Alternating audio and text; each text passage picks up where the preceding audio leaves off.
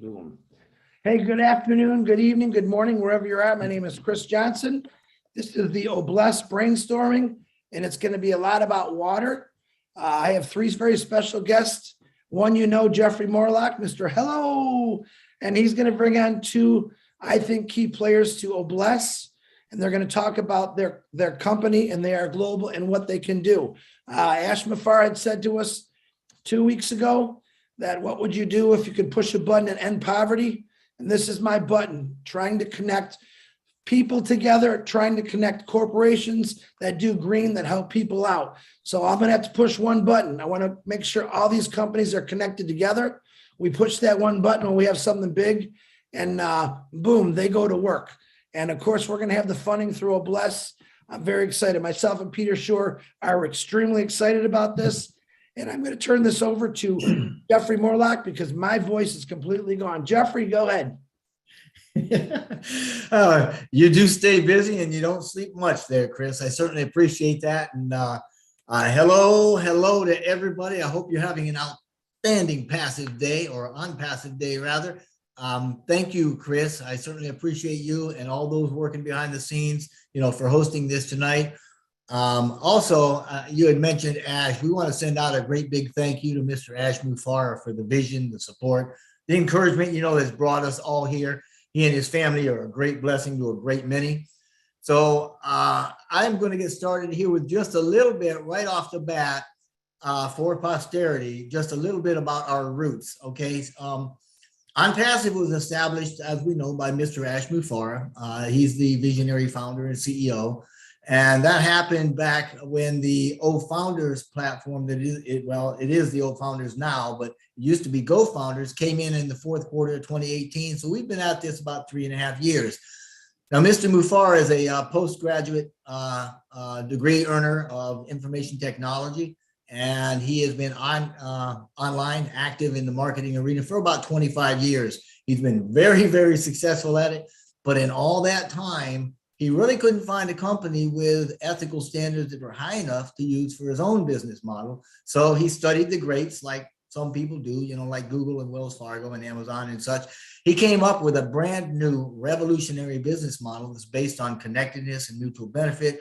And he's using it to lift humanity through the benevolence of what we call the ONPASSIVE vision. Now, back then, 2018, it started with a general plan, quickly grew into a company with a massive marketing platform. It hosts dozens of physical products now that are already being manufactured. It's got several dozen seamlessly integrated digital products as well that are all automated through AI, machine learning in particular. Now, one of those digital products is a powerful, generous platform called Obless that's transforming the crowdfunding space that we know and love.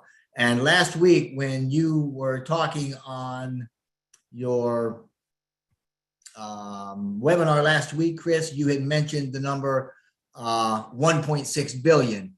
And to flesh that out just a little bit, that number came from HUD, because HUD has actually estimated about 1.6 billion people live with inadequate housing, and their data suggests that about 100 million of them have no housing at all. So this means getting rid of global homelessness is rather intimidating, to say the least, but it can be done. And it can be done if we do it the same way that we eat an elephant, so to speak, which is one bite at a time. And to do this, we need to follow Mr. Mufara's lead to create a new model, beginning with a general plan. And tonight, we're digging the trenches, so to speak, that future foundations for the Obless homelessness model is going to be poured into, right? That our program can stand on.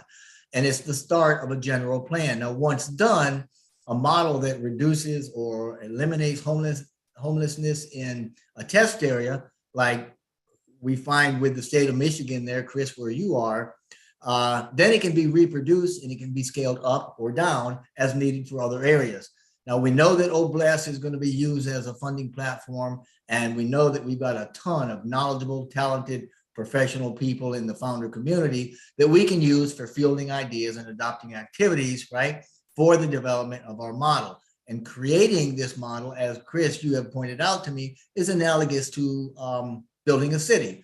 to that end, you've got that sheet, right, Chris, for that we can fill out for people that we recommend to participate in the homeless model.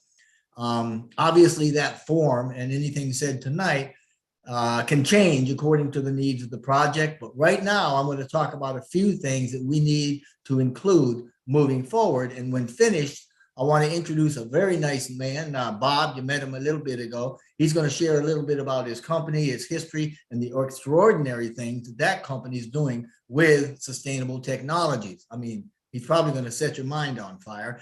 And he's also going to share how these things can bring some long-term benefit to the world through ONPASSIVE and the OBLESS homelessness model, and how we can even start making a big difference in people's lives immediately. So to start with, we need some things, okay? We need to start out with reliable funding. Now, given the success of ONPASSIVE, and by extension, the founders community, obviously, funding for projects through OBLESS will not be an issue. That's because we've got, you know, a ton of big-hearted founders that are going to be volunteering and provide that funding through the abundance that ONPASSIVE passes to them. So all we need to do is plug them in. As an example, and this is a lowball example, if you take 20,000 founders donating $50 a month, that'll give us $1 million worth of funding every month. So I believe that's a doable start. Now, once we have the funding, we need to develop a master plan. All right, we live in a very smart age, so what we're building needs to be pretty doggone smart.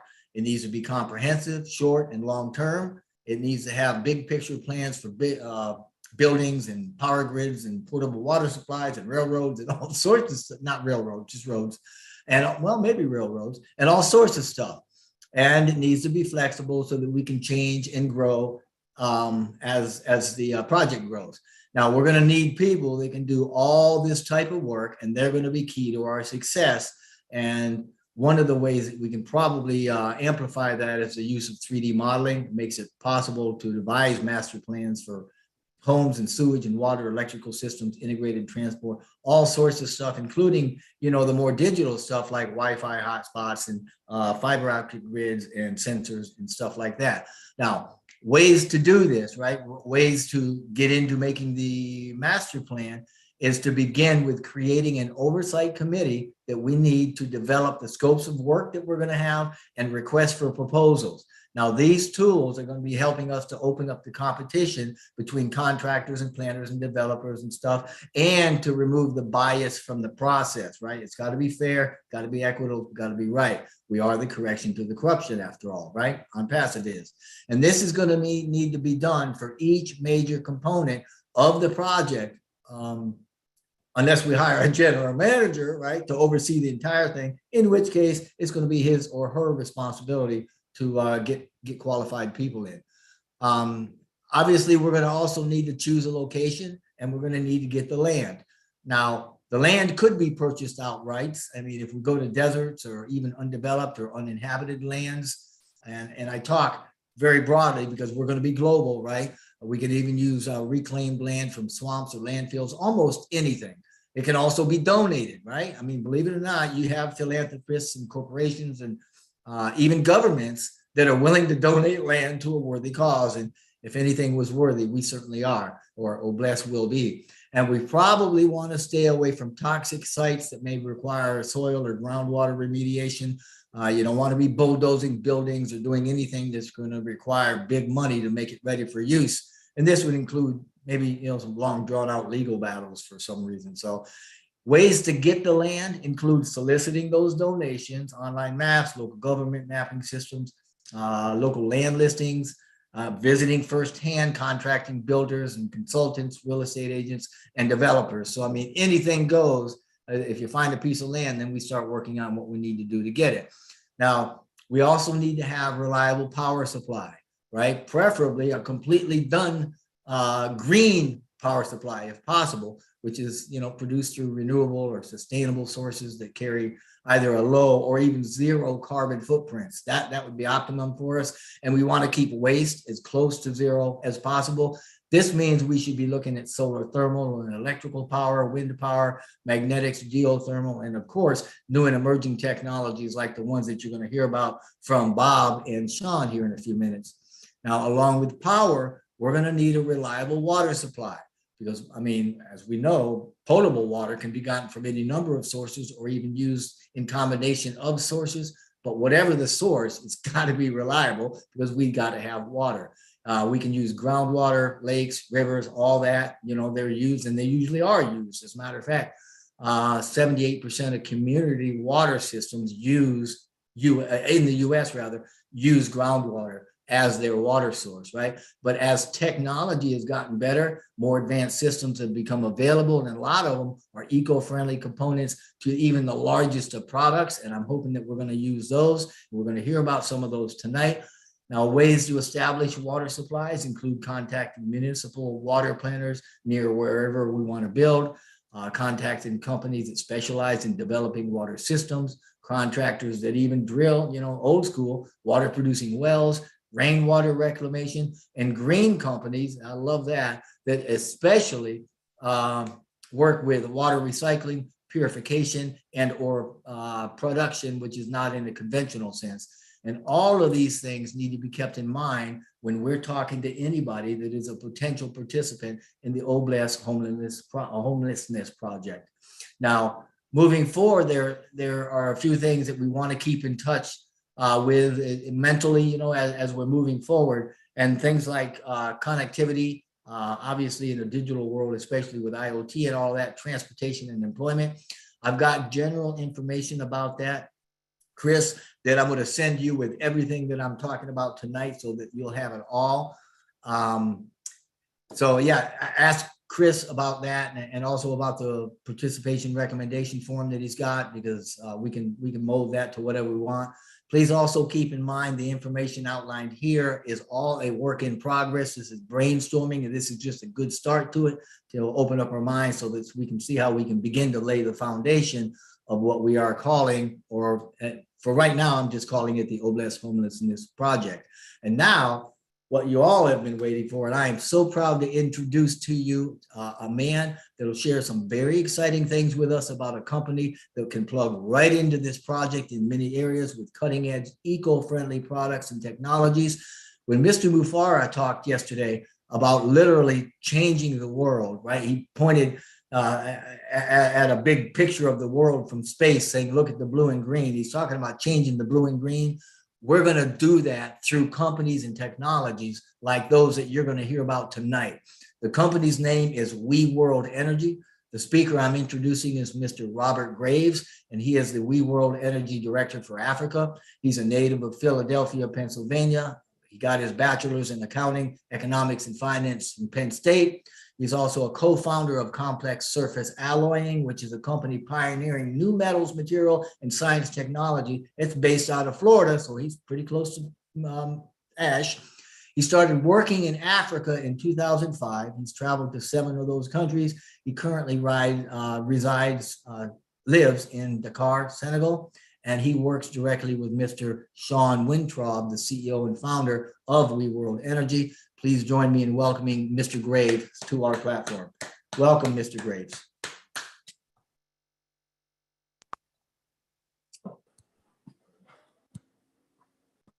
Bob, you got to unmute yourself, buddy. He's unmuted, but the volume is too low. Can you raise your volume? Is that any better? Perfect. Very good. Okay, hold on. I gotta get my volume up. Okay, can you hear me now? Is it good? Yes. Okay, great. Jeffrey, thank you for that wonderful intro and overview of ONPASSIVE and the intro to myself and our company, We World Energy. And I see that Mr. Sean Wintraub has joined us, and following my brief overview. And what I really want to do is give you the backdrop and the heart of the company, because this is not business as usual. In fact, I've been a co-founder since January 2019, and I have watched this path the entire time. And the parallels that I see between Ash and Sean are just stunning. They're both an unstoppable force, and I believe if these two forces come together, the world will change at a pace that will turn heads. Anyway, let me give you the backstory on We World Energy. I met Sean about 7, 8 years ago, And we were working with an energy company that didn't quite come through. We spent a lot of time and effort. And then after that failed, because if you've ever worked in the alternative energy industry, it's very, very difficult to find real breakthrough type technologies. So anyway, after that first effort failed, Sean came back to me with a technology that blew me away. So we started exploring it, and it's absolutely real. And that was about 5 years ago. So Ash has been at this, for 3.5, 4 years. We've been at this 5 or 6 years. So our paths are very similar. And actually, let me give you the backstory. Before I go into the technologies, which I'm just going to touch on briefly, you can go to our website, weworldenergy.com. And our website is being revised currently because we are going to be uplisting to the NASDAQ in the very near future. And they're preparing to alter the site to accommodate that transition, as We World Resources will morph into a NASDAQ traded company with some of our technologies. So you can visit the site, but understand that it's a work in progress right now. Okay, the backstory. We World Energy is here because of Mr. Sean Winthrop, solely, well, and Mr. Ken Surate, I'll say, who was Sean's soul brother and mentor. Mr. Ken Surate started a water nonprofit called Water is Life, waterislife.com. In fact, there's a great 16-minute TED Talk video where Ken shares his vision for changing the world by addressing that. Actually, you talk homelessness, terrible, famine, terrible. But if you look at the state of the world and you just triage it, more people are dying and suffering from tainted and unclean water and or lack of water than everything else combined. War, malaria, heart disease, cancer, COVID, everything combined doesn't begin to touch. In fact, during the time we're on the seminar here, a child is dying every 5 to 10 seconds, and 1/2 of all the hospital beds in the world are filled with people suffering from preventable waterborne illnesses. So this is what has lit Sean's fire, and how he came to be here. For well over 20 years, he's had a compassionate humanitarian heart. He led an effort in Africa associated with the United Nations called the Malaria Pushback Program. They delivered millions of packages of in-field diagnostic and treatment kits for malaria. But then, as Sean was holding dying children in his arms, he came to understand the magnitude of the water problem in the world. It breaks my heart. So Sean changed his focus from malaria to water. That's where he met Mr. Ken Surate, the founder of Water is Life. And for the past 12, 15 years, Sean has been the global operations director for Water is Life. He's traveled to over 70 countries. They're there in Mexico during the earthquake. Wherever there's a catastrophic, Water is Life is there. And they're constantly working in Haiti and all around the world to bring clean water. And heretofore, they were only working with water filtration systems. That was the state of the art that was available. There's nothing that's practical and workable for these types of applications that existed. Well, fate and divine hand moved, and basically one of the most brilliant minds on the planet, who was currently in Southern California, moved to Costa Rica. Sean is from Toronto, Canada, but he's been living in Costa Rica almost 20 years now. And this individual moved to Costa Rica. And this man, since he's been 16 years old, has wanted to change the planet. And he actually devised technologies for food, energy, and water. And we're focusing on his water technology here. Now, I want to make a distinction. In fact, I went on the line to just do a little research before this call, and I typed in atmospheric water harvesting technology. Everything with a capital E, everything out there at this time is all based upon dehumidification technology. Just like I come from Philadelphia, we have basements. When it gets to be 85, 95 degrees outside, the basement, 65, 68 degrees, it's like a sponge. So we put a dehumidifier down there to pull the moisture out of the air. This is the technology every other product on the market is using. It's not a solution for the world water crisis. It's extremely expensive, $30,000, $40,000 for a unit that'll produce 900 liters a day, and you better have $800 of electricity every month just to run it. And most importantly, it will only work in atmospheric relative humidity of 35% or better, which precludes it from many applications. Sean knows of units sitting in Chile that are rusting away because the atmospheric relative humidity is not high enough. Well, this brilliant inventor that Sean met in Costa Rica has developed a water harvesting technology that is just astounding. First of all, it's extremely affordable, and it is not dehumidification technology, it's what we call deposition. Using only a 200 kilowatt solar panel, he drives a cold box to negative 45 degrees centigrade. When the atmospheric water vapor enters the box, it deposes, it freezes onto the surface. We collect the water, and what we have is what's called glacier pure water, because when water reaches that extreme cold temperature, no contaminating molecules can cling to the water. So we have the device, this unit, this water harvester unit is the go-to technology to place in every school, every mosque, every temple, every government building, everywhere they need water, we're going to donate them. The motto of We World Energy is we sell to those who want it to give to those who need it.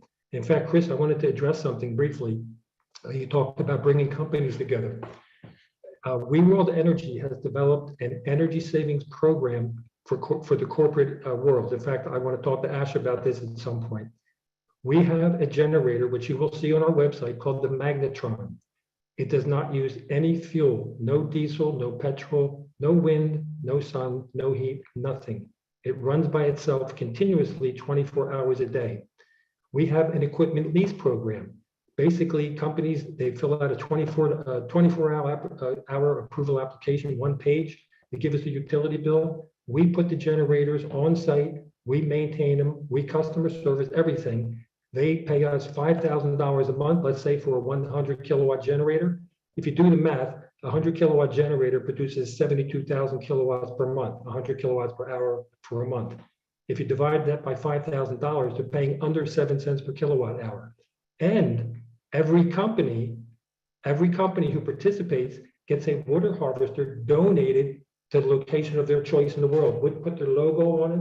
They're helping to support the We World and the world water crisis by participating in our energy saving program. Okay. Now it's going to take us 3-5 years. In fact, this is part of why I've been so excited about ONPASSIVE. I have been watching this development. In fact, that's why my name is We Clean Water Team. I want to hopefully get in front of Mr. Mufara and show him that we truly have the solution to end job number 1 on the planet, which is clean water for all. We truly do. Now, most importantly, we have the in-the-moment solution. I'm going to end this briefly here, but basically we have what I call the silver bullet in-the-moment solution to save lives and halt the suffering. We have a straw, a drinking straw, that is like no other straw on the planet. I'll give you the website. It has 3 microfilters like every other straw. It has a charcoal filter like every other straw, but it has 2 pure dissimilar metals that run through the barrel of the straw that take out everything, heavy metals, chemicals, salmonella. This straw is what's used. You'll see many pictures with Sean around the world with the children holding up the straws. This straw is how we save lives in the moment, because they can drink 1,000 liters of water through this straw and not suffer the ill effects. So this straw is our in the moment. And I have been brainstorming on a program because I live in Dakar, Senegal here. Many people, whatever the cost of the ONPASSIVE is going to be, they can't afford it. They work 6 days a week, and basically they don't even earn enough to cover their rent. It's very bad. So I want to bring this straw to Africa and elsewhere and give people an opportunity to get the straw, go into a matrix, earn the money to segue and feed into ONPASSIVE. And last thing I'll mention, all of our equipment, which will be placed around the world, all of our water harvesters, all of our energy technology, they have a telemetry tracking app inside. All that information is collected. So We World is effectively a decentralized utility. We take all that information and we use that to support a true valued digital currency called the We Coin. The We Coin is finished, it's sitting in the garage. The coin developers say you have a Lamborghini with the keys in the ignition ready to go. This is another thing. One idea I have is whenever somebody gets a straw, we donate a straw, it has a serial number. They use that serial number to go to an internet cafe, they log in, and we enter them into the digital age with a deposit of We Coin. This is a mechanism. There's so many things that we can go through. Anyway, much to talk about. I know we'll have many more meetings, but I want to turn the floor over to Mr. Sean Wintrop so he can give you his firsthand understanding. And by the way, Sean has been awarded diplomatic status for the work that he's done over these many, many years. He's a serious world mover and shaker and changer. Anyway, if you want to bring in Sean, I'd be happy to let him take the floor and wow you. Wow, Bob, he is on. He just got to unmute himself. Blown away. Sean, the floor is yours. Thank you again, Jeffrey, Bob, everyone. It is an honor and a privilege to meet, to connect with everyone. And Bob, thank you so much for sharing the background and the scope of everything we've done and we've been so passionate about, and what drives us. But I really wanted to start by saying that I believe truly in life, in all of our experiences, there's a lot of projects, there's a lot of technologies, there's a lot of opportunities, as we all know, but truly the ones where we're aligned and we get to work with like-minded people, like-hearted people, everyone on the same mission, everybody aligned, it makes it a great joy and makes it a success, right? It's the people together that make the project happen, that make it such a joy to do. And that's why it's such an honor to align with all of you at OBLESS ONPASSIVE. So I send my blessings to everybody at OBLESS.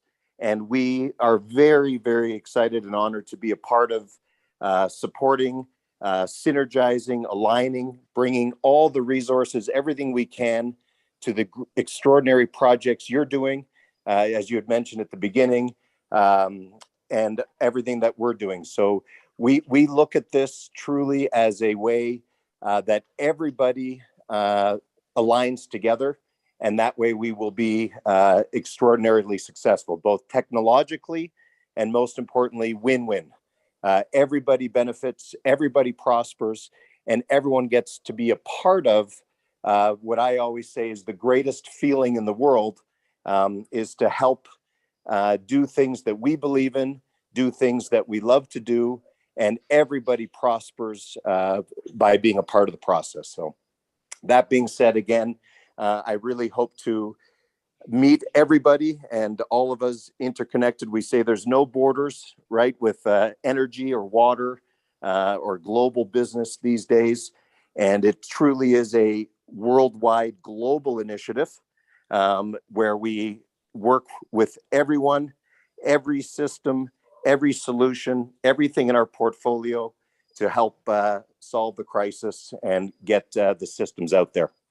I wanted to take the opportunity as well, and thank you again for the opportunity to just to share and touch on what Bob so eloquently explained, our initiative, our background, and of course, most importantly, the program, and how I believe this will be a very powerful synergy, how I believe this will be extraordinarily aligned with all of the values, all of the missions, all of the goals that we all want to complete together for humanity. So we have an expression or a phrase we've often used. Jeffrey, we had an extraordinary call the other day, but we were able to share, we don't call these necessarily technologies, although they are. We don't just call them solutions or breakthrough systems, although they are. The inventor called it a gift to humanity. And the reason why is that we are essentially created a hybrid. So I do come from the foundation background. It's been the joy of my life and the honor of my life to be out there and serve and be with many, many kids and communities and schools and villages around the world.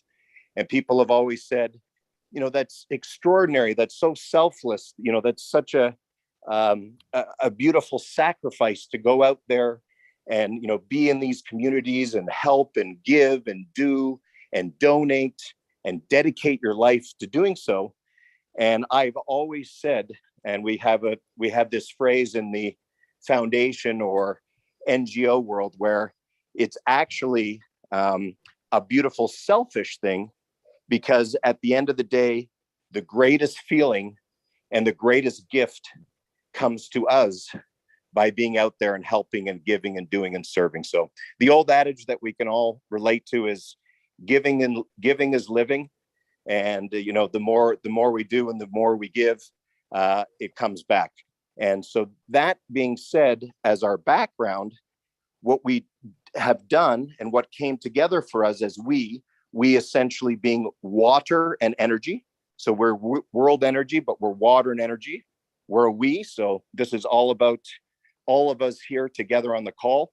It's not about any one technology. It's not about a business. It's not about a product. It's not about any one of us. It's, as Bob said so powerfully, it's a collective effort. It's we, and this is considered a global movement. It's a global initiative. I presented with great honor at the United Nations World Global COP Conference, and I made a declaration to the world through the United Nations conference. Even though I had spent the formative 15 years of my life, working diligently and passionately to get out some of our systems, our technologies, our products, projects, implemented into the different communities in need, that we were going to solve the world's water crisis, not just help, not just make some implementations, but solve the crisis. And we had the ability and the resources, we had the plan, we had the program to do so. And that is, again, because of the portfolio of technologies and the program that creates great amount of resources. And we always say that, money or wealth is just a form of energy anyway. So we're in the energy, we're sharing positive, clean, profitable, loving energy, throughout the globe. And yes, it generates a great revenue or margins and commissions and royalties for life for everyone here together on this call that, may be involved or feels in their heart they want to be involved and align on this initiative. So that way we can create more revenues to donate and implement to those who need it. So truly a win-win. This is a great win-win. Bob mentioned it. All the businesses, every building, every business, every home, every corporation, every property on this planet can be run and operate autonomously, off grid, or stay connected to the grid. But essentially we can bring efficient, clean, green energy to every building, every home, every business on the planet. And as a natural mechanism of the program, everybody is benefiting, right? Money saved is money earned. For the businesses and the building owners or homeowners, every one of us here together aligned on this team and initiative, of course, generate and are remunerated and make a wonderful margin and earnings and commission, as deservedly so, on each customer, on each building, on each business. And then the most wonderful part that I love and I always refer to is we go to bed at night, so to speak, knowing that because we brought the clean energy to businesses or buildings or clients that we have, it results in, it backs, it supports that we can send a water system, one of our straws, as Bob mentioned, one of our desalinization filters, one of our water harvest systems, any one of the 4 technologies in our portfolio to communities, families, schools, and kids around the world. And that way, everyone is invited. Everyone is a part of these donations. It's all transparent on the blockchain, so we can follow together. We can all hand in hand watch live time with the UN, with the WHO. Most importantly, everyone in the world can watch literally as we get the solutions and the systems out to all the communities and people and schools and families and kids in need. And just like a digital monitoring now, of course, everything's on the blockchain. we have a live time telemetry and live time clock. We can see how many green kilowatts and megawatts of electricity we are putting into the world, and how many liters of life-saving, life-giving water, not life-taking water, unfortunately, in so many cases, we're getting out to all the communities. So we have a map of the globe. I'll be happy, very honored to share with everyone. We have identified over years of work around the globe, each community, each area in need, with different red dots of different sizing correlated to the community populations. And we will literally, as a movement, live time, be interconnecting and coordinating the rollout, the implementation, the historic game change as we shift or implement the green energy solution, the most efficient green energy system and technology available today. And again, one for one, that relates into us getting out our water systems and solutions to each community. So we all benefit in knowing that the project's complete, lives are saved, lives are empowered, green energy is out there. Everybody makes a, an abundant blessing of reward and earnings on the project. And at the end of the day, it's the people and the around the globe that will be getting water where desperately needed. As Bob mentioned, of course, that is the motor or the driver. It is, the number one cause of death in the world. Can you imagine, on a planet full of water and our bodies full of water? But what we've done is we've created this essentially hybrid system where, yes, it's a global initiative, and yes, it's a global movement to solve the crisis, but make no mistake about it, it is a very lucrative commercial structure and commercial model whereby, again, everybody benefits in the system. So apologize for the long dissertation, but I hope that just helps give a background and a scope of how powerful the entire mechanism and model is, how much importance and impact and breakthrough this will have to the planet.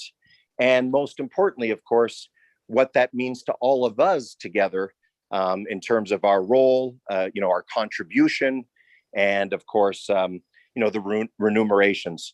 I always say that, people care about the planet and, usually want to do the right thing. And of course, would rather be green and go with efficient solutions as long as it doesn't, cost them more. So in this model, we always say, again, it's a win-win, an offer no one can refuse, because every business and building benefit, every community and child and family receive what they need in terms of a life-giving solution, and everybody prospers and benefits. I think the timing and opportunity is meant to be such a powerful synergy, because just like ONPASSIVE, absolutely extraordinary what you've all built and everyone's a part of. I'm honored to be a founding member as well with Bob for some time. Jeffrey and Ash, just extraordinary what's been built. So again, there's many systems, many extraordinary products and projects that you're working with, but because of the nature and the alliance of our system, it's just a perfect fit, perfect timing. We are literally implementing, we are literally starting and coming to the market right now. So this is, as they say, historic timing. I think it is extraordinarily powerful timing.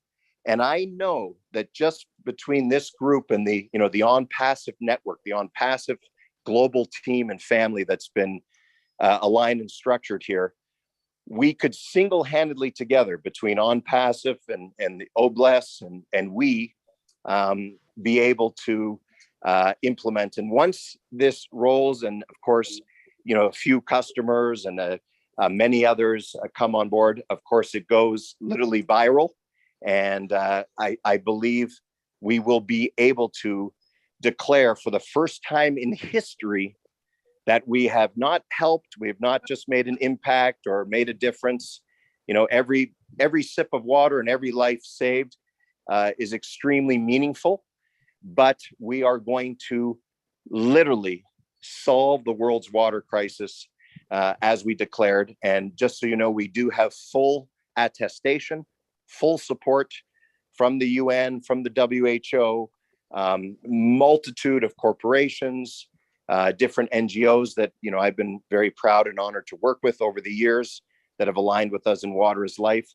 And again, that's just because this is about us as a planet. This is about humanity. This is about we, as all of us together as we, in getting this done. Wow. Thank you, Sean. Wow. John and Bob, number one, I appreciate you, especially Jeffrey, for getting in touch. I do have one quick question, just out of curiosity. I've done Yes, some please, of research. course. Mr. Sean, is it possible to convert salt water to fresh water? Do you have any ideas for that? And is it a real big system, or is it, I know that some facilities have it, but it's like a major plant. Do you have any ideas on that? Because I know a lot of our PNG, Australia, New Zealand, they're surrounded with ocean water. A lot of them depend on rainwater. And I know you just told me some phenomenal things that definitely is going to help them. But what about converting ocean water to fresh drinking water? Absolutely. Thank you for bringing that up. And that is a very, very powerful point, because, of course, it's just interesting to know that in all of our planet and all of this beautiful earth, as you may know, only imagine 3% is actually fresh water on the planet, and over 20 million liters are available every day for every human on this planet. 7.7 billion of us, going up to 10 billion by 2030, but it's in Mother Earth's atmosphere. So what's so extraordinary, again, is that all the water that we need as humanity, God put there, 4 billion years ago in our water cycle. But speaking about desalinization, you are absolutely correct. Conventionally, around the world, the technology that's been used is called RO, or reverse osmosis. Most of you are probably familiar. And yes, reverse osmosis has been, the prime or the industry worldwide standard for desalinization. But the problem has been that it is, large plants. They're costly to build, infrastructure. They require, as Bob touched on, they guzzle electricity. So they guzzle electricity. They're very big and expensive. The membranes, we've worked with many of them years ago, but the membranes go all the time. So you have constant changing of membranes. And at the end of the day, or so to speak, at the end of the systems process, you're getting what's called stripped water, right? You're actually removing, you're stripping, yes, the contaminants and, any of the bacterias or viruses, but you're losing the natural minerals. That's a whole other discussion, kind of a deep discussion, because the world is divided. We don't get involved in that discussion, but the US military has a lot of reports, and there's a lot of people that say that actually reverse osmosis, stripped water, is not good for the health, and that over time it's actually adverse to people's health. But of course, it's being used so predominantly because it is the main technology. That's where we're, again, very blessed and very grateful and appreciative. And we understand the significance of our technologies. The fact that we do desalinate, we can desalinate at any size, as you had mentioned. So we can do commercial, industrial, city, state, municipal size plants accordingly, and desalinate millions of liters, an hour or a day, in those type of plants. Or we have a small system that again runs off of nominal electricity, so very, very low to nominal electricity with some solar panels. We don't even need to use one of our magnetic systems because it's too much electricity, right? It only requires some small panels. And we can desalinate to pure potable water. Some of our technologies are gravitational centrifuge and graphene. So it's unique technology, multi-patented technology. And yes, it is a solution anywhere on the planet to desalinate efficiently, nominal electricity, no expensive membranes to change, and the water comes out pure potable in its natural state with the important array of minerals. We also are the first ones in the world history. I joke, complimentary and very fondly so with the inventor, but Bob had mentioned we have the world's most encompassing filter. We have the most encompassing straw. That literally is the most encompassing filter in the world. But you're actually hearing this, one of the first to hear this. So I'm, I feel very kin in a special chemistry. And I know we're going to do a lot of wonderful works together with OBLESS and ONPASSIVE and we. But we have developed, and it is now commercially viable, a desalinization straw. So we call it our essentially the new version or the desalinization straw. The first straw we have, which we have put over 7 million straws into 7 million children's and people's hands and mouths to guarantee and secure them with life-giving pure water. But imagine we have now developed, commercialized, finalized a desalinization straw that requires no outside source of electricity. There are no filters to change. There's a little cartridge that you just, so to speak, knock out the little salt collection. And we are also bringing that to the world, but I would love to organize something with all of you and Jeffrey's extraordinary leadership and Ash's support, but we could bring it to the world together. We could have the OBLESS and ONPASSIVE group help us bring that out. So the answer, sorry for the long dissertation again, but I just want to give an important background and distinction on technology and what we have in our portfolio. So we can desalinate large scale, medium scale size, individual size, and in a straw, which is absolutely extraordinary. So being fully encompassed in water, the W part of our we, yes, we have the world's most extraordinary breakthrough solutions and systems and technologies in water harvest, atmospheric water harvest generation and capture from the atmosphere, filtration, desalinization, and the straws, both in water and desalinization.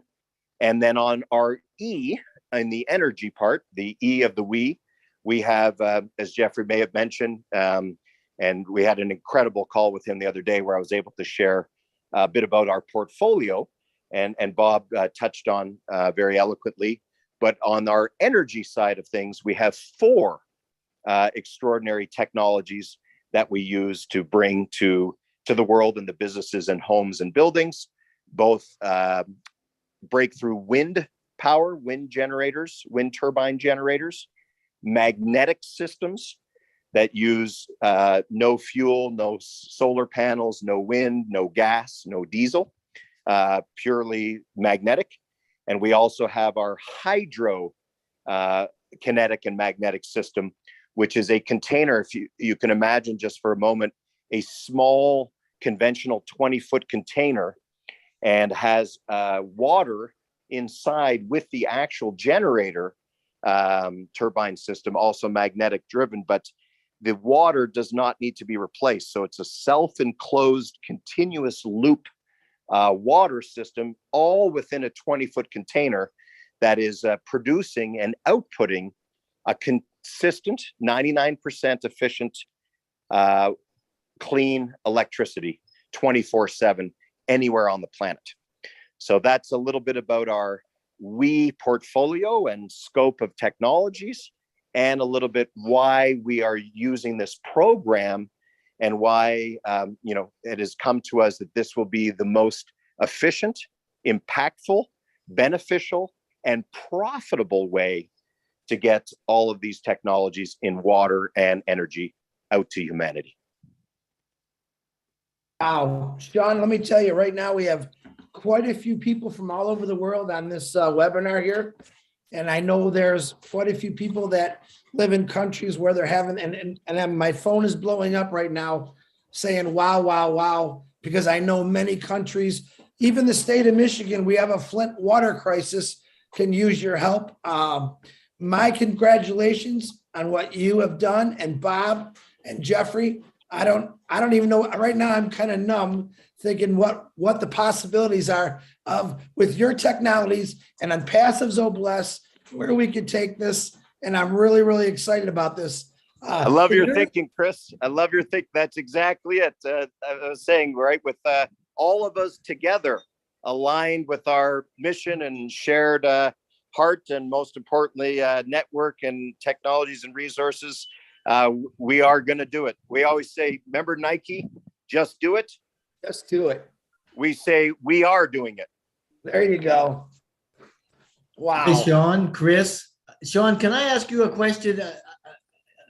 For those of you that don't know, I used to work and used to manage or help manage a renewable energy company. We used to do the solar, the electric and the turbines and the solar thermal and stuff. But I was very, very interested in reading about your turbine technology and Betts law, and how you crushed that law and the percentages you're getting out of the wind energy, and how your turbines, because of the size and because of how they are built with the new blade, how they're not a menace to the environment. Can you tell our folks here a little about that, please? Yes, my pleasure, my honor. Thank you, Jeffrey. You're extremely astute. I was really, touched by it on our other call, and then again tonight, how knowledgeable you are, and how versed you are, in your experience. When you're asking great questions, just your understanding of why our technologies, of course, are distinct and impactful, and regarded as breakthroughs in so many aspects. But yeah, excellent question, and thank you. On the wind turbine in particular, as you mentioned, as many of you know, and we're all familiar with, conventionally, historically, right, through all of time, the wind turbines, and what we're all familiar with in the world, is what we call, with respectfully, three propeller turbines, right? They're the three propeller blades. We call them the dinosaurs, or Bob is a little more eloquent and he calls them legacy turbines. And of course, as we all know, and I'm very familiar, we've worked in conjunction, we've worked very closely, with the great folks and the brilliant folks at GE and Siemens and all the big players around the world. But what's happened is, all of those turbines, a little bit like the reverse osmosis comparison to the technology, they all, of course, have a great, footprint, a large size. They're big, they're expensive. You've got infrastructure, logistics to put in place, and they are limited to Betts law. And Betts law, as you know, just like solar, by the way, you get a 28 to 34% maximum efficiency output. And that's, not a commercial number. That is a scientific law, as well as, of course, the commercial law. So when any of the wind turbines that are three propeller blades, that is the maximum, efficiencies and outputs you can get. Our wind turbine, and again, I always am honored to give credit to the, brilliant inventors and scientists and engineers and physicists that, it's been an honor for me to work with. I learn every day. I'm not the smart gentleman who's invented these by any means. I'm not the scientist. I'm just feel very blessed that I've been able to, work on the commercial part, as you all know by now. As I've shared, I come to this from the commercial program and the initiative, and helping just bring the best of the best technologies to the world. So each technology we work with that are under our WE umbrella and our WE global initiative, all come from distinct, extraordinary people that I know you'll have the pleasure in meeting, and we'll all be working together very intimately as we move on this mission. But the fan turbine, for example, or our vertical access turbines, what they've done is the surface area is 1,800 times more. So instead of those 3 blades, it's now a circle.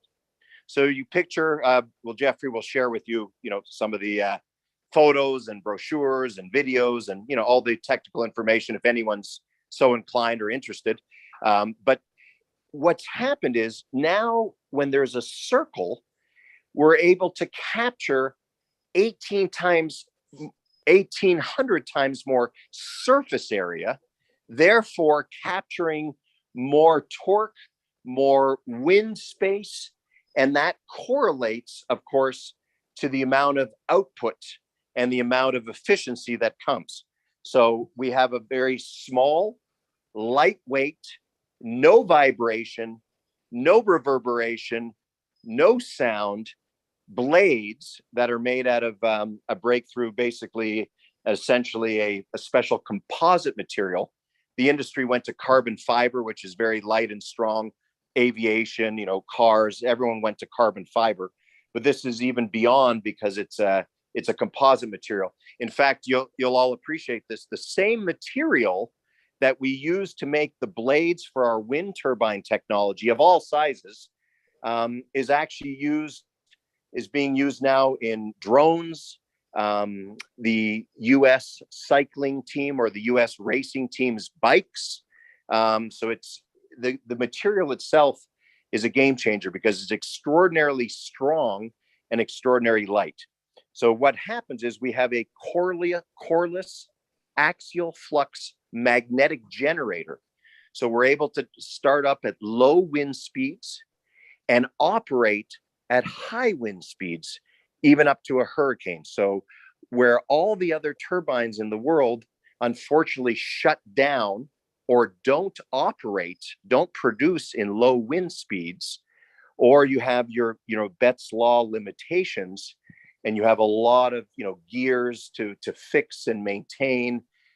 We have imagine again, an axial flux, like a coreless generator. So a magnetic generator that's light, that has no inner guts or workings or oilings or gears to deal with, and a circular fan. So it's actually a fan configuration, and it picks up and starts spinning and outputting clean electricity in just a little breeze in a very, very low wind speed area. Of course, the higher up anything is, of course, the more wind velocity is captured. And then it doesn't have any limits. So we're up at 64% to 95% output and efficiencies just based on certain base metrics of wind speed, which has never been done. So in our wind sector, just like our magnetic sector, just like our water harvest sector, like our desalinization sector, we have scientifically, technologically, and of course now commercially been able to make the breakthrough, been able to literally, if you will, if I may use the word, revolutionize that particular sector industry, again, because of the efficiencies and the outputs of the unit. And a lot of this has all been related to new materials, incredible new materials that are available in the world. And of course, the great strides and the great leaps that are being made with technology. So, and we also, we don't believe as well that, yes, there's extraordinary systems being developed. Say, God bless everybody who's working in water or energy or technological space, we welcome. I think it's all fantastic, and there's a place for all great technologies, all products, all systems, that bring value or make an impact to humanity. We just happen to be working with our portfolio that we're proud to have. We're constantly bringing on new and best of the best technology. And the most important thing, again, is we're using all of our technology to provide incredible value, savings, and revenues for everyone involved in our program. And most importantly, again, going back to, we have a transparent one-for-one. Every system, every product, everything that we ever sell or lease or rent or put into the global market relates and correlates and supports a donation of a water solution to the families and communities in need. So I think that's a little bit of a differentiation as well on our program, our commercial model, as well as our technology. So sorry for the long explanation, but I hope that makes sense on the wind turbines, which was your good question. Oh man, I am loving this stuff. And if I can just impose one more, we've got a lot of folks that really need to understand. You talked about breaking the laws for your your aerodynamics there, but you've got a water harvesting situation. You've got systems that operate far below normal thresholds of moisture in the atmosphere, down in single digits, I believe. And I mean, even the deserts are double digit. I mean, can you explain a little bit about that?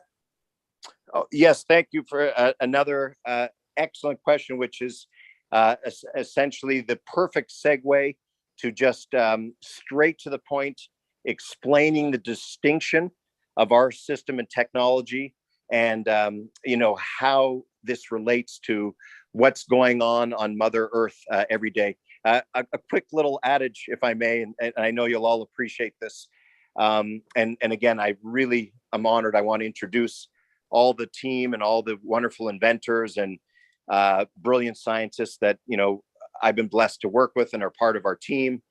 They'll be so delighted. I'm going to share with them that we've had this extraordinary conference, because what it means to inventors and people that have spent their life dedicated to developing these technologies, to know that there's a team and a group and a network out there like this, that all care about helping, that all want to be a part of collaborating. That's a major motor to them. So I always let them know that about the extraordinary potential and the relationship here. So thank you all for that and this support. On what we say, or the inventor has always said, is people said to him, we did presentations all over the world, and as you know, at the UN and various science forums and companies and corporations and governments and NGOs, and people would say, wow, that's amazing.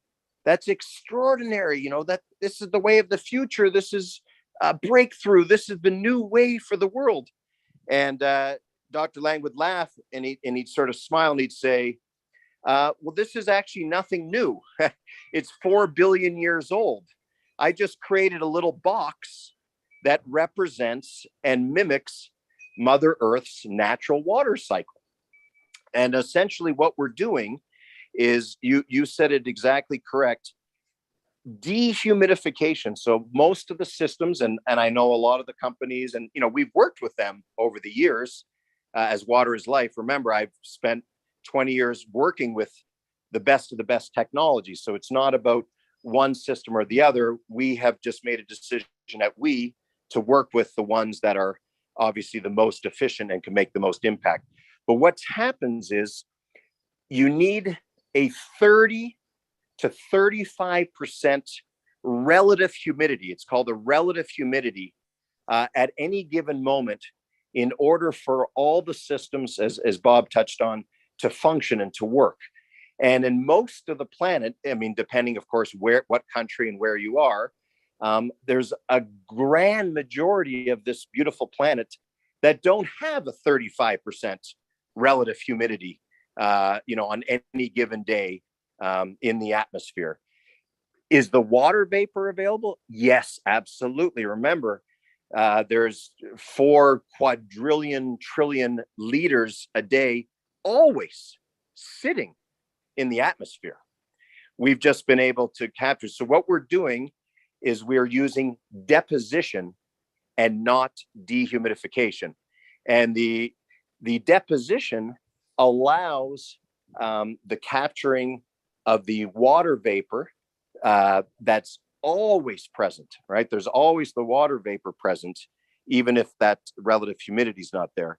And Bob touched on it without getting too long-winded on the inner workings of the technology and boring everybody. But essentially what happens is, that's in the state of a gas, right? It's in the atmosphere as vapor. It's a gas.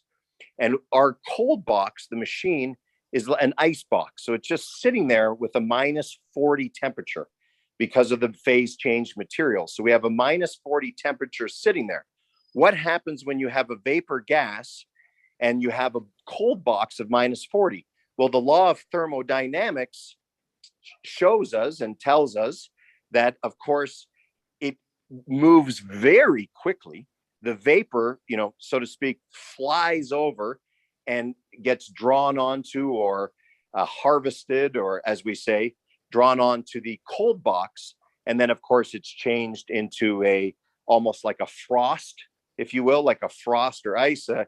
Very familiar being from Canada. Many of you maybe from northern part of the US or Europe, with frost. And then, of course, that goes to water. So we're able to harvest water from the atmosphere anywhere on the planet, 24/7 on any day, through this deposition process, using extremely nominal electricity, which is very important, right? Because a lot of these, it was built to go out to the communities. It was built to go out to villages in Africa and India and in Asia. A lot of them don't even have electricity. So the idea is that it can capture from the atmosphere the vapor through deposition, not an electricity guzzling dehumidification that are expensive and, again, only work in 35% plus relative humidity. And so that's the nature. And again, these were designed, of course, commercially to go everywhere in the world. But remember, we made these, and our idea with this from the beginning was this was our gift to humanity. So yes, of course, they are for sale, and we have large groups or commercial orders. But for me, from my heart, commercially and personally, these are one of the technologies we just like to donate and give to the schools and families and kids in need, based upon the very lucrative green energy and clean energy program we have. So that when we say a 1-to-1, and then Bob did such an extraordinary job as always. We call him the commander, by the way, but our wee commander, Bob. But what we do, I hope you'll all appreciate it, but the idea is that every time we donate a water harvest system, we're going to have the logo of where it was derived from. So let's say it was Oh Bless, or Peter or Lynn, whoever has helped get that client or one of their signups for the energy program. Imagine that company or that business, without spending $1 of their own, gets their name proudly emblazoned on the water machine, and then it goes out to the communities or the schools and the kids. Of course, we have the We logo on there, but we have the company's logo on there, and they can say, and they can know in their hearts that they've brought on something to give themselves energy savings, green energy, but they've supported the We initiative. And now there's a school or village in the world where all the kids and everyone are drinking pure, safe water because of their, so to speak, their support and their work. And then what we do is we invite representatives from the company or the organization to join us when we go out there and give the gift of life. When we're there in the community, anywhere, India, Philippines, anywhere in the world. And not everyone can make it, but we offer that experience because those have been the greatest experiences of my life. When I've been out there in the communities and the villages with the kids and the schools, bringing them solutions, bringing them love, light, pure life-saving water. So that's sort of the final piece, as Bob always says, where the rubber meets the road, where it all happens. Because as we know, many times there's great initiatives, and God bless all the, foundations and NGOs and programs out there. And some people donate or give money from their heart, and it's beautiful. But there is nothing more rewarding to me, at least, than I know that many, many, many people I've worked with, whether they're high school students or university students or retirees, that have just said, this is the greatest experience. So we're constantly giving the water solutions out to the communities around the world. And on any day, on any week, anyone can join us and come out there, hands on, hearts on, while we're there, delivering and giving. And then, of course, as you know, the power of social media these days, as ONPASSIVE is so extraordinary, but we will film, and of course, we can have live videos and live ONPASSIVE, oh bless, videos. Oh, here we are in Mexico, in this village, this school with 2,000 kids have received the water machine, or straws, or desalinization. Again, whatever technology we best feel to implement gets to the kids, gets to the communities. And again, the logo is emblazoned on there from Oh Bless or ONPASSIVE or the company or the individual that helped. We do the program anyways. I mean, we're working 24/7 around the globe, bringing these out there. But we cherish when our associates, our channel partners, our brothers around the world, so to speak, come and join us on the trips, when we're out there delivering them. So again, sorry to go back to the program and kind of recapping and encapsulating that, but now you understand a little more about we have great technologies, but like the Spider-Man movie, I always love the line, with great power comes great responsibility. And we're not just using the technologies, for extraordinary revenues, but everything has to be related and backed to the giving and solving the water crisis, while everybody makes a wonderful profit along the way. John, you got my brain completely going in circles right now. I do have a question, and then I know Peter Shore and Marty would like to ask you something, and we do have hands up. I know you're a busy guy. Can I ask you a real quick question here? How many straws can you produce, let's say in a month's time, of your wonderful straws? Oh, I love that question. That's a great question. We produce them, just to let you know, in Canada. My partner and longtime friend, who's the inventor, he's in his early 80s now. He's an incredible gentleman with a huge, huge heart for humanity. That's why we've been working so closely together for many years. But we own our own factory with our own machinery. Just to let you know, it's kind of interesting. Quick story. We sent our technology, just so you know, to China and to India, and we offered to pay them to reverse engineer it. I said, please reverse engineer this.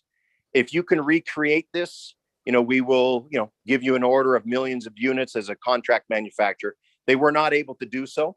So we're proudly able to announce and declare that every piece, every component inside is from the US or Canada or Europe, and it is manufactured proudly 100% in Canada. And, nothing against it, but as the inventor, my friend, says, this is people's lives at stake, right? This is not about cutting corners and making us something for, $2. This is people's life at stake. Every sip is, life or death. So that's why every unit is impeccably done. It's overseen, quality control, double checked, and everything is only done at our factory in Canada. We can do about 1 million straws a month, current capacity from the plant. That's what I was looking for, Sean. Man, between the CEO Ashma Farah and you, I think you guys are going to have pretty interesting conversations. We make fun of Ash. We call him, crazy like a fox. I think you guys are going to be really excited and what you have to talk about. But Peter, sure, you go right ahead with your question, and Marty, you're up next. Thank you, Sean, and thank you, Bob, for being here, and for Jeffrey to introduce you to ONPASSIVE and OBLESS. We appreciate you. What a wonderful information. Two of the most needs in the world, the electricity and water, of course. This is amazing. Exactly. Yes, I do. This is wonderful how you bring them both together, and doing an amazing job. Thank you for that. And I do have a questions. You mentioned that there is a cartilage or something in the straw that need to be changed. How often does it need to be changed on those straws? Okay, great question, and I'm very happy to inform or let you know there is nothing that needs to be changed. There's on the conventional sip straw, which is of course non-salinated water, right? River water, lake water, puddle water, sewage water, tap water. There is no battery. There is no cartridges. Literally, yourself or anyone, children in Africa, you just sip, sip, sip. There's nothing to do, nothing to clean, nothing to change. You just sip the water, and it is absolutely scientifically guaranteed that every drop of water that comes out is pure and potable. You use the straw. I saw someone had posted another good question about how long it lasts. You just use, sip, sip, sip, enjoy safe, pure water, no chlorine, no fluoride, no arsenic, no other cancer-causing chemicals that's in our tap water, as we all know, is in our groundwater, unfortunately. And then when the filter stops, it will automatically stop itself. It appears like it's clogged. It just stops. So that way, not one sip will come out contaminated. And then, of course, you can just recycle the straw. It's meant to work for about 1,000 liters, which I believe is 260 gallons for all of our good American friends on the call. So it's about 260 gallons, 1,000 liters. You'll just sip, sip, sip the water. Nothing to do, nothing to worry about, nothing to change. And then we're able to, then it just stops and you get another one. Just to let you know, the straws come in different colors, which is kind of fun. The kids at the schools or different organizations or different companies, may like a certain color or want to color code it. And we also lithograph the straws. So for example, OBLESS or ONPASSIVE can have your own straw. We provide the technology, and we're more than happy to lithograph and emblazon your own logo, your own organization on it. So it becomes the OBLESS straw, if you like. This is music to my ears, Sean. One more question in regarding to electricity, if I may. Now you've mentioned the infrastructure for the current turbine fans, or the fans that create electricity right now, the three monster giants that you mentioned that we have currently in the system. Your system, the round fan, does not require any infrastructure. Did I understand that correctly? Yes, no. It's important, I think, distinction. Of course, it requires a lot less space or infrastructure because of the light weight. But of course, like anything, each installation, has to have its appropriate supportive infrastructure. For example, we have a 5 kilowatt unit, that's like a residential unit. That, of course, has to be, mounted on either a rooftop or, a little pole or post. And our 1 megawatts, more of the commercial, grid type, PPA type of generator. Yes, it has to, like anything you're putting down, has to have its, it's grid tie and has to have its infrastructure. Again, it's extremely proportionately smaller and lighter and less space. So there's not a lot of infrastructure. There's not a lot to be done. But yeah, I think it's important and very safe and correct of us to say that any installation of any size generator needs to have its appropriate, supportive support in place. Got it. Make If that complete makes sense. But yeah, absolutely. Just like any, let's say a home generator to be installed, you would do literally the same thing or something similar to it. So it's maintained to minimum versus the current condition.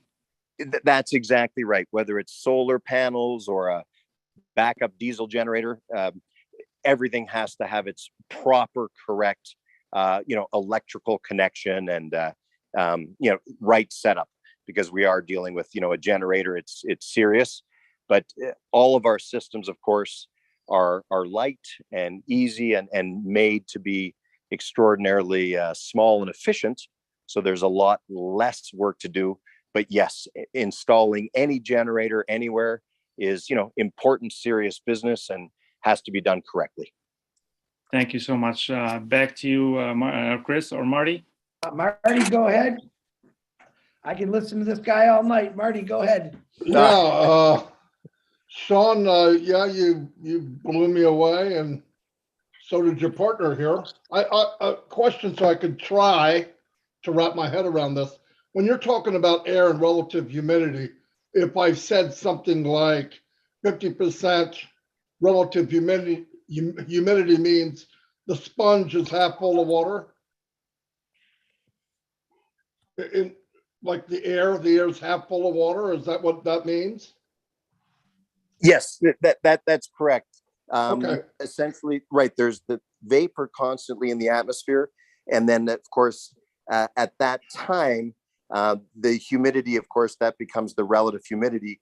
The other technologies we referred to were not able to harvest, so to speak, that water vapor because they're using a dehumidification system, right, which is only extracting that, low-hanging, so to speak, accessible humidity and running it through the machine because of the process I aforementioned, whereby the vapor gets attracted to the cold box. That's why we're not guzzling electricity to, dehumidify it. It's naturally flying or flowing to our machine because of the, vapor gas law of thermodynamics going to the colder box, if that makes sense. So that's the difference with the vapor harvesting that we're doing as opposed to dehumidification. Okay, yeah, so the vapor harvesting, you could take out water at a much lower humidity, correct? Or water in the Yes. air. Yeah, okay. The question, That's correct. This cold unit or this box, are you blowing fans over it to have it come in, or it's just happening from the cold? Good question. There's the natural cold process inside, but we have panels. We have special panels that have some of that phase change material I mentioned. That is what we sort of call our key, or the magic, if you will. All science, not magic, but the old phrase, that's the magic of the system, because the box is covered in phase change material panels.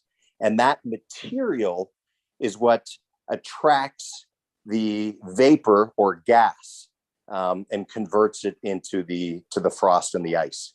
So it's, if it was just sitting on its own, that mechanism wouldn't occur. But because of, and that the gentleman, by the way, has over 80 patents just on the phase change material, separate to the other mechanisms. But the idea is that the phase change material panels, or what we call the capture panels, is what allows that important process of vapor from the gas vapor to the solid. And what we always say is, the larger the panel, the more vapor will collect. So when we do a 500 liter a day machine or a 2,000 liter a day machine, the only difference, everything's the same in the technology, is the size of the panels. The more surface area of the panel, Yeah. the more vapor will capture. That makes sense. Okay. I was just wondering that's mind blowing. Absolutely cool. Cool stuff. I'm not going to be able to sleep tonight. So thanks, Sean. Thank you very much. I can't sleep either after talking to everyone. I'm excited too. Yeah. That's beautiful. Thank Don, you. I don't know how much time that you have with us here. I do have a few hands up. I know Jeffrey's got another question, but there's a couple ladies I would really like for them to answer questions, which is Gladys and Marcianne. Jeffrey, would you like the ladies to go first and then you could jump in? Sean, what kind of time you have here, Sean and Bob? Oh, thank you so much. It's my pleasure. It's my honor. This is what drives me. This is what I live for. This is my passion. So I appreciate so much everyone's time. And as you could probably tell, and my wife jokes with me, I could talk all night about this, but this is what I love and live for. So I'm here, and as long as my battery will permit, I'm happy to, again, it's my passion to share just simply, what I know, what I've learned, and what we're all doing together. So for me, it's a great joy and a great honor just to share all of this with you. And again, I'm very grateful for all of your interest, all of your help, all of your support, and the relationship and the beautiful, beautiful project I consider we will do together. Thank you, Sean. You just say when your battery's getting low. Real quick, have you designed a refrigerator for our water filter system? I know I have a fridge with a filter. Have you designed that? I know you got to be thinking about it so we get clean water right out of our taps. Oh yes, our same technology, our core technology that's in the straws is available in all sorts of commercial applications. So it could be a home filter on the tap. We actually have a small mechanism of it in the water harvest system, even in the desal. So yes, the technology which we've proven to be the most encompassing filter in the world, absolutely can be in any size or any application that anyone would like. We found that, of course, going with the straw makes it extraordinarily, easy. And as Bob touched on, it's like our immediate solution. It's our Band-Aid, because there's nothing easier than most people around the world that we're trying to help and save, as we know, don't have running water or don't have some of the good problems. You may have seen our viral campaign with Water is Life. It was called First World Problems or Third World Problems, said by First World. It was really, really impactful and interesting. But yes, we can deliver or customize.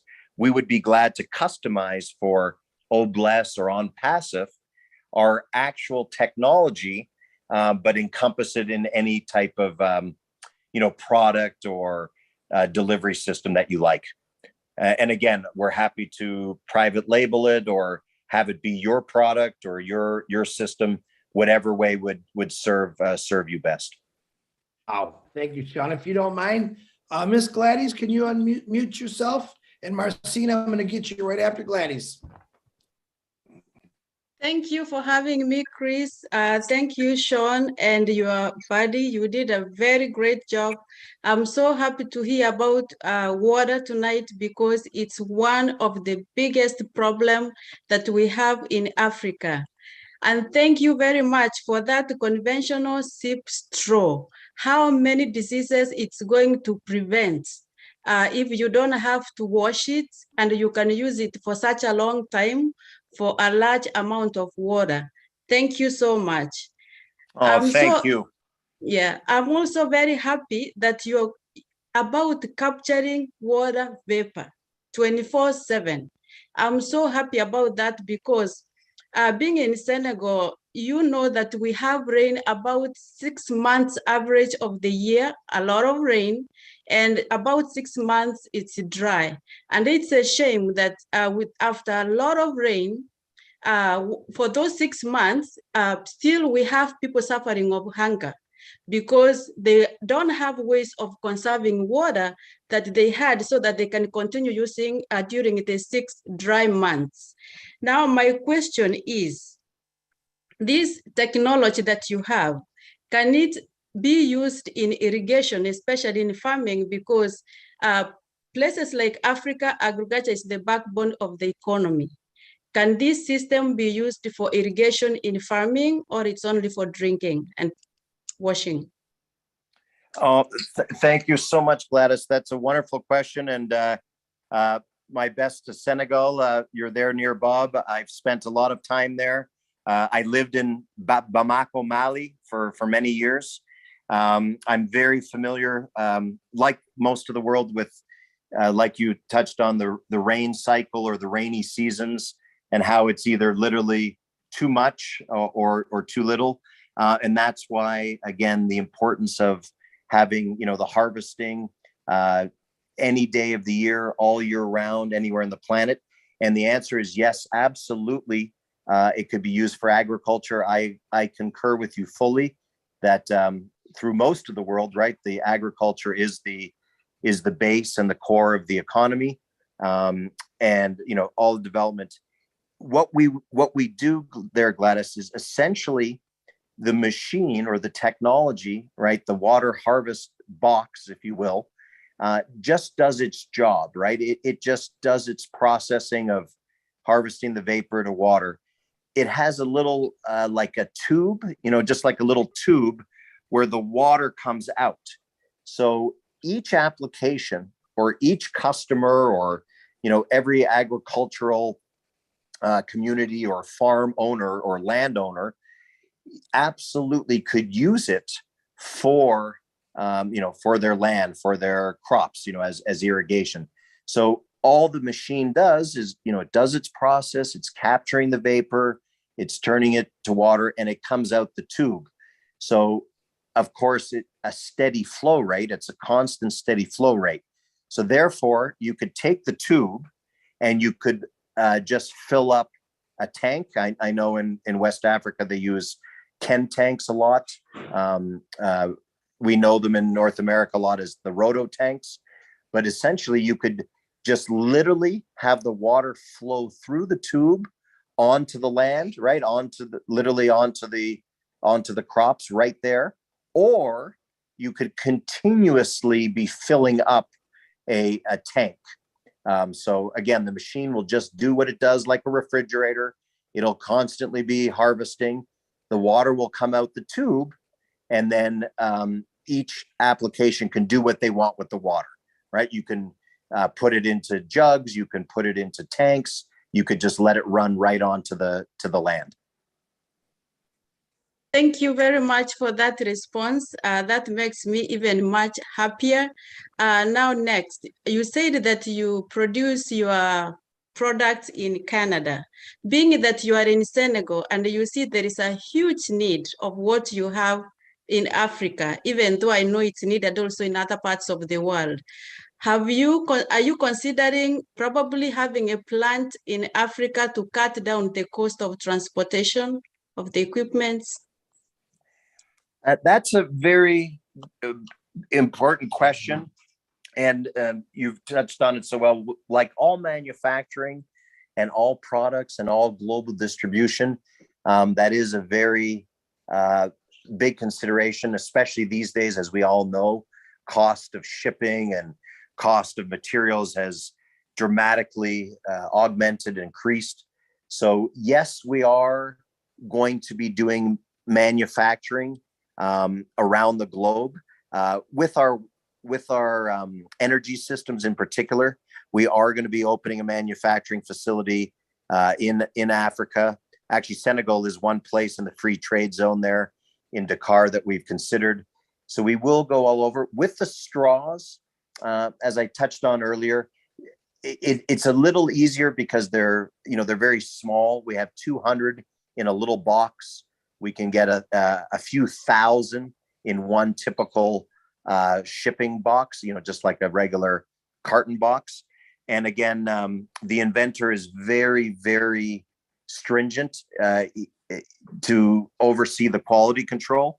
So essentially, the straws will, for at least the foreseeable future, we're going to continue to make in our factory in Canada, where we've been doing it for the last 6 years.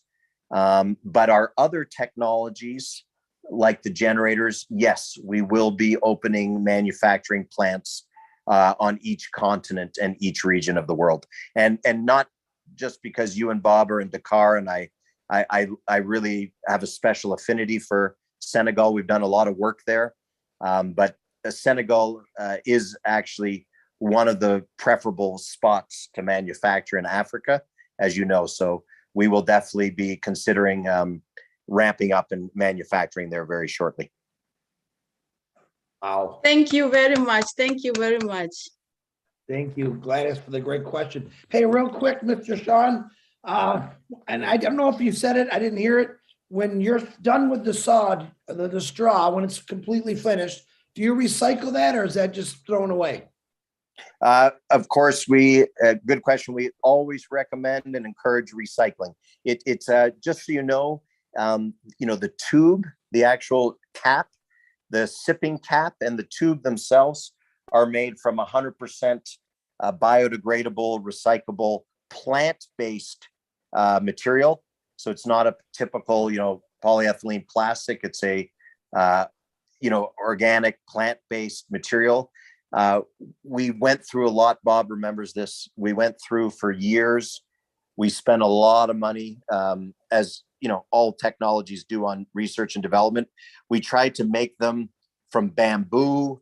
We tried to make them from hemp, all sorts of other things. And just to be honest, it affected the performance. So as much as we'd love to make the straw from, bamboo or plants, it honestly affected the performance of the straw. It just didn't hold their function as well. And again, this is life-saving matter, so we don't want to compromise the technology.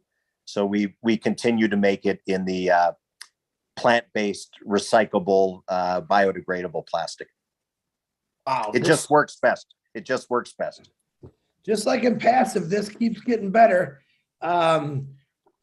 Listen, I have so many questions being sent to me. Is there any way that I can get these questions to Jeffrey, and I could send him when on your leisure time, maybe answer some of these, because there's just way too many questions out there. With your permission, I'd like to compile a list and I'll get them to Jeffrey, because I'm definitely going to put Jeffrey to work, because I know he just gave me a lot of work to do, and I'm real happy to do it. If that's possible, that would be great, Mr. Sean. Yeah, thanks, Chris. Our pleasure. Absolutely. Please, any questions, any thoughts, ideas, feedback, anything at all, just lay it out. And Jeffrey's extraordinary. He's so knowledgeable, and Bob and myself will be glad to go through and answer every single question for you. Because I consider this the start of a very special long-term relationship. And the idea is that everyone is familiar and knowledgeable, and we're all on page together. So, I know that we're going to do a lot of work together. So I'm very happy to, if it's another call with more discussion or just a list of questions, allow us to respond and get all that information to you. Our pleasure. Thank you very much. Now, Mr. Sean, I have two important ladies that I want you to hear them. One is Marcine, and after Marcine, a very powerful sister of mine from PNG, Nancy. So let Marcine, you go first, and then we'll have Nancy right after that. Go ahead, Marcine. Thank you so much, Chris. Wow, this is a mind-blowing. I see why you told me I was going to cry. I've been crying. Thank you so much for this great opportunity. This is my passion. I finally got it. I just want to thank Sin and Bob for giving me and giving us in ONPASSIVE everything that we always need, because when there's water, there's life. When there's light, there's development. You guys get it. Thank you so much. My first question is, how can I join because I'm ready to help my people. Thank you, Sister Marcine, and you have already joined. We're already joined by heart and by mission and passion. So we're already together. Okay, the reason I'm asking that is because I have a need of this water right now, immediately in my country. My people are dying from cholera. They need some drinking water. They need something to get away from this sickness. They are dying day, minute after minute. When Bob was explaining, he's talking about children dying, and I was crying because that's exactly what is going on right now. And I was like, this is the solution. I hope that I can use this opportunity and we can try to do something. Basically, it's horrible. So that's why I'm asking, what can I do now? We have a little group. Our group is all winner, and we have contributed some money. I mean, it's not much, but I don't know if the little that we contributed can help us already to do something for now. Absolutely. You are so right. And Bob touched on that very powerfully. We all know, and that's what drives me, Marcine, exactly those facts that every 6 seconds as a global average, children are dying, and not so much even from lack of water or access to water. It's horribly ironic, but it's from waterborne, water-related illness, right? So we always say water is life.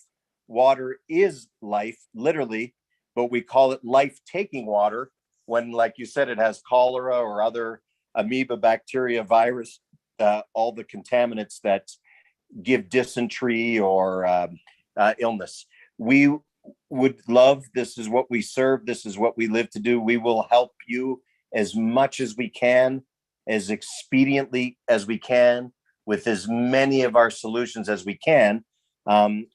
Let's work together specifically on a focus in the community or the area that you want to focus on. I know the whole world needs implementation of all the solutions, but we just try and do project by project, right? We try and do as much as we can, like you said, with the resources we have for the area. So you could let us know what area, what community, how many people, and yes, we will do everything we can on behalf of we and Water is Life to support and match and back or do a one-to-one with the donations or sending over the solutions. I would be glad to come over with Ken from Water is Life and bring straws with us. So let's work through together on what you feel will be the best, most impactful solution, how many we need, where they're going, which technology we should use, right? Is it one of our filters? Is it straws? So let's identify, what's going to be best, most effective, and then we'll go through how we can get it done as fast and as much as we can. Amen. Thank you so much. Thank you. I am so blessed to be part of ONPASSIVE. This is it. This is it. This is all about. I mean, thank you so much. I'm going to contact Chris and we will go from there. Thank you so much. I really appreciate it. This is it. Thank you, Sister Marcine. God bless. And, yourself, the community, everyone there is in our thoughts and our prayers every day as we literally deal with, I know we went through COVID and, but I always say that before COVID and after, we have the world's gravest problem, which is the water crisis. So we never stop, and of course we're not going to stop doing and giving and caring until we've been able to solve the crisis. And I'm really sorry to hear about the cholera outbreak. We were in Haiti a few years ago, so we've dealt with that. And yes, to let you know, it's important because cholera is a very unique and very frightening, horrible but our straws and our Sun Springs, our filters do remove, they remove all bacteria, all virus, all amoebas, and cholera as well. Thank you so much. And I also want to thank all my OWINA brothers and sisters that have already contributed for this water project emergency in Cameroon. I'm really, really happy. We are just in need to win it. And I'm sure we're going to win it. Thank you so much. Thank you, Marcine. Win-win. Absolutely. Let's She's do it. been waiting. I told her, Marcine, you're going to be blown away. So I got people crying on my phone right now, and that puts more water in the air. So I'm happy. Nancy, The my cycle beloved, keeps going. that keeps going. My beautiful sister from Nancy, who I really thought about on this. You go ahead. The floor is yours, Nancy. Wow. Thank you. Thank you, Chris and Mati, and all of you for organizing this meeting. This is one of the very powerful webinar today. And thank you to Bob and to Sean for coming on. And I didn't know that you were founders. And now my heart is, I'm so grateful. Anyways, thank you so much for today's presentation. It's very, very powerful. I look back to I was listening and I'm thinking of my country. My country, I think we are so blessed with natural resources. We have lots of trees, you know, the air and the rivers, and it's really beautiful here. But the thing I'm concerned about is we are sitting on these natural resources that can produce what you have just spoken about, clean water and clean electricity. But unfortunately, it's not happening. There are a lot of, even right now here in Port Moresby, the power has just gone off and we are like in the heat. I'm outside trying to get some fresh air and listening on this webinar. So I see a big need for clean electricity in PNG. So my question is, I know this is gonna have to go back again to Mr. Mati Digamo. He's a godfather of ONPASSIVE Nation, and also Chris and other leaders, and Mr. Ash himself as well. But I just want to throw it out right now and maybe get some thoughts on this one. What are some of the requirements that we would need for a country like Papua New Guinea to have clean electricity? Because I think, I don't think I really understand this 35% relative humidity, but in PNG, it's very hot. There's a high humidity here. So I believe there's a possibility of us having this rural electrification that is clean and that can be generated in every, like you're talking about reaching out to schools and to people, you know, in remote areas. And this really applies to me. I'm sitting down and I'm thinking back to all the villages and the schools, and we have kids that are crossing rivers to go to schools, crossing, you know, dangerous terrains and mountains to go to school and get all this, you know, cross over, swim over the rivers. They have to hold their books and bags, you know, in the air while they're crossing over to go to attend school. So my question is, what are some of the requirements that my country needs, that PNG needs? Or has your company considered PNG in any way before, until today? Or just what are some of the things that you see that can happen in a country like PNG, producing clean, when we're talking about clean electricity? And we have rivers, but I really like the idea about the straw, because in the province that I come from, not my home province, but the province I was married to and grew a family in from, we have this oil palm or palm oil company, right? And you know, they give fertilizers for the oil palm growers, and they scatter these fertilizers. It's very, very, it's actually contaminating our rivers right now.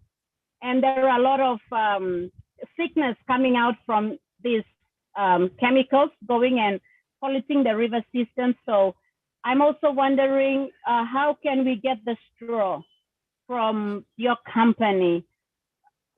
Can we get it sooner? How soon can we get it? What's the cost of it?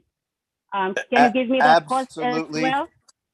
Well, first of all, our love and sending you all of our energy, all of our good, clean, powerful, positive, supportive energy to Papua New Guinea.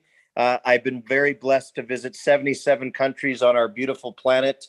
I hope that I will be able to visit every one of them on this planet through my lifetime and visit all of you and all of us together, cover the globe. The answer is categorically, we absolutely want to come to Papua New Guinea. We want to go to every country, every corner of this planet. And there is nothing that is needed.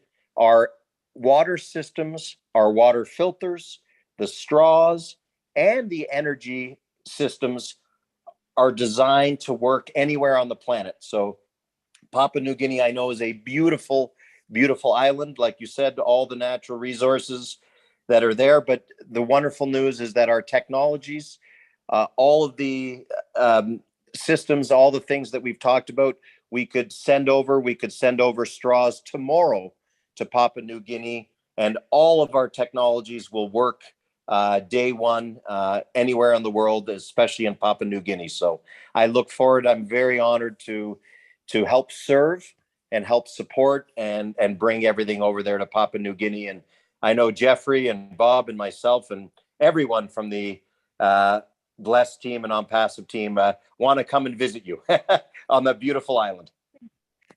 Thank you. Awesome. And also, I would like to thank Jeffrey as well. I guess that's the connecting point to Mr. Chris Johnson, and that's how we're all connecting together. Thank you. My other question is about to Bob, or maybe you can answer them, Sean. It's about the generator. He mentioned something about a generator that is not, that doesn't work with fuel, with the wind. It just goes on. I'm really interested in that one. Yes, Bob, you're more than welcome. You're extraordinarily articulate. If you want to share with our sister a bit about the generator technology, that'd be wonderful. And yes, Jeffrey is our the heart of all of this. He is our interconnector, and please, exactly everything we do together and through Jeffrey, who's united us all, and he's our bridge and interconnector. Awesome. The thing I mentioned about the generator is that the fuel prices in the country has really gone up. It's gone up, Yes. And a lot of our rural communities, they live on the generators to generate electricity in the villages. So that's why when I heard about Bob mentioning that generator, I was really, it really interests me. So maybe we can get the word out to our people, and I don't know, start purchasing from you guys or something. So yeah, go ahead, Bob. Yes, I'm not the scientist. I know a little bit about some of the unique materials and technologies, but essentially the easiest thing to just keep in mind is there is no need for an external stimulus, so to speak. There's no need for petrochemical fuels, no need for wind, no need for heat. It's a self-contained box, as Sean has explained to me. If you put your ear next to it, you'll hear a hum. That's all. There's no byproduct. There's no thing released into the environment. It's just a self-contained, constant output generator. That's one of the several technologies. And you can read about that on the website, weworldenergy.com. It's called the Magnetron. You'll see it on the website. Okay, thank you. You're welcome. Yeah, thank you, Bob. And Go ahead, Jeffrey Sean. will be sharing a lot of information and technical information. And exactly like you said, as we all know, fuel costs are just augmenting and getting higher and higher. But, you know, regardless of the price of fuel, we always say, why worry about the logistics and refueling and putting gas or diesel into a generator when we have a generator, like Bob mentioned, in a container that, continuously runs 24/7 as a green generator. There is a battery mechanism built in, and there's a loop with magnetics, but essentially the bottom line is that it requires no outer stimulus, no fuel, like Bob mentioned, and it comes in different sizes, all within its self-contained secure container. So it really is becomes the game changer in terms of logistics, pricings, efficiencies. And our idea, of course, is nothing short of bringing as much clean, green electricity to every building and every business and every community on the planet. Thank you very much, Sean. Thank you so much. And the last and final thing is I just want to say that, there are many things, wisdom in the heart of a man. Only the wise will bring it out. And I'm just so thankful to Jeffrey and to Chris Johnson and Matti. The wise always bring out the best. And thank you for blessing us today with Mr. Bob and Mr. Sean today. Thank you. I appreciate your time and for giving us a wealthy information with the highest value. And it is truly a synergizing that is going on with ONPASSIVE and with We Clean. We're going to clean because ONPASSIVE, we are a clean business. And now we're engaging with clean water, clean electricity. We're going to change the world. So thank you so much for what you guys are doing. And we're going to keep you guys in prayers. Thank you so much. Back to you, Mr. Chris, my brother. And thank you, Nancy. Very excited. Hey, Mr. Sean, how is your battery doing, buddy? I know it's like 11 o'clock at night. I'm in Michigan. How you doing? I know you got to get a drink of water or something. Water is life. Exactly. As you'll learn, in our friendship working together, not only because I love it and live for water technology, but I'm famous for drinking a lot of water.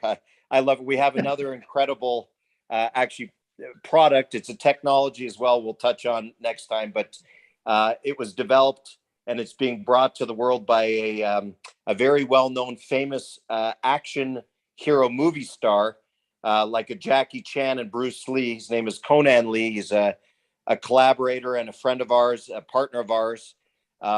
Just a quick note. I hadn't brought it up tonight, but just when you mention about drinking water, it's a drops. So it's imagine essentially just like drops, like a liquid solution of drops that you put in anything, water, soda, tea, coffee, and it is an instant filter. So it filters all contaminants, heavy metals, bacteria, virus, and adds 112 minerals at the same time. It's called the Miracle Mineral Water or Miracle Mineral Drops.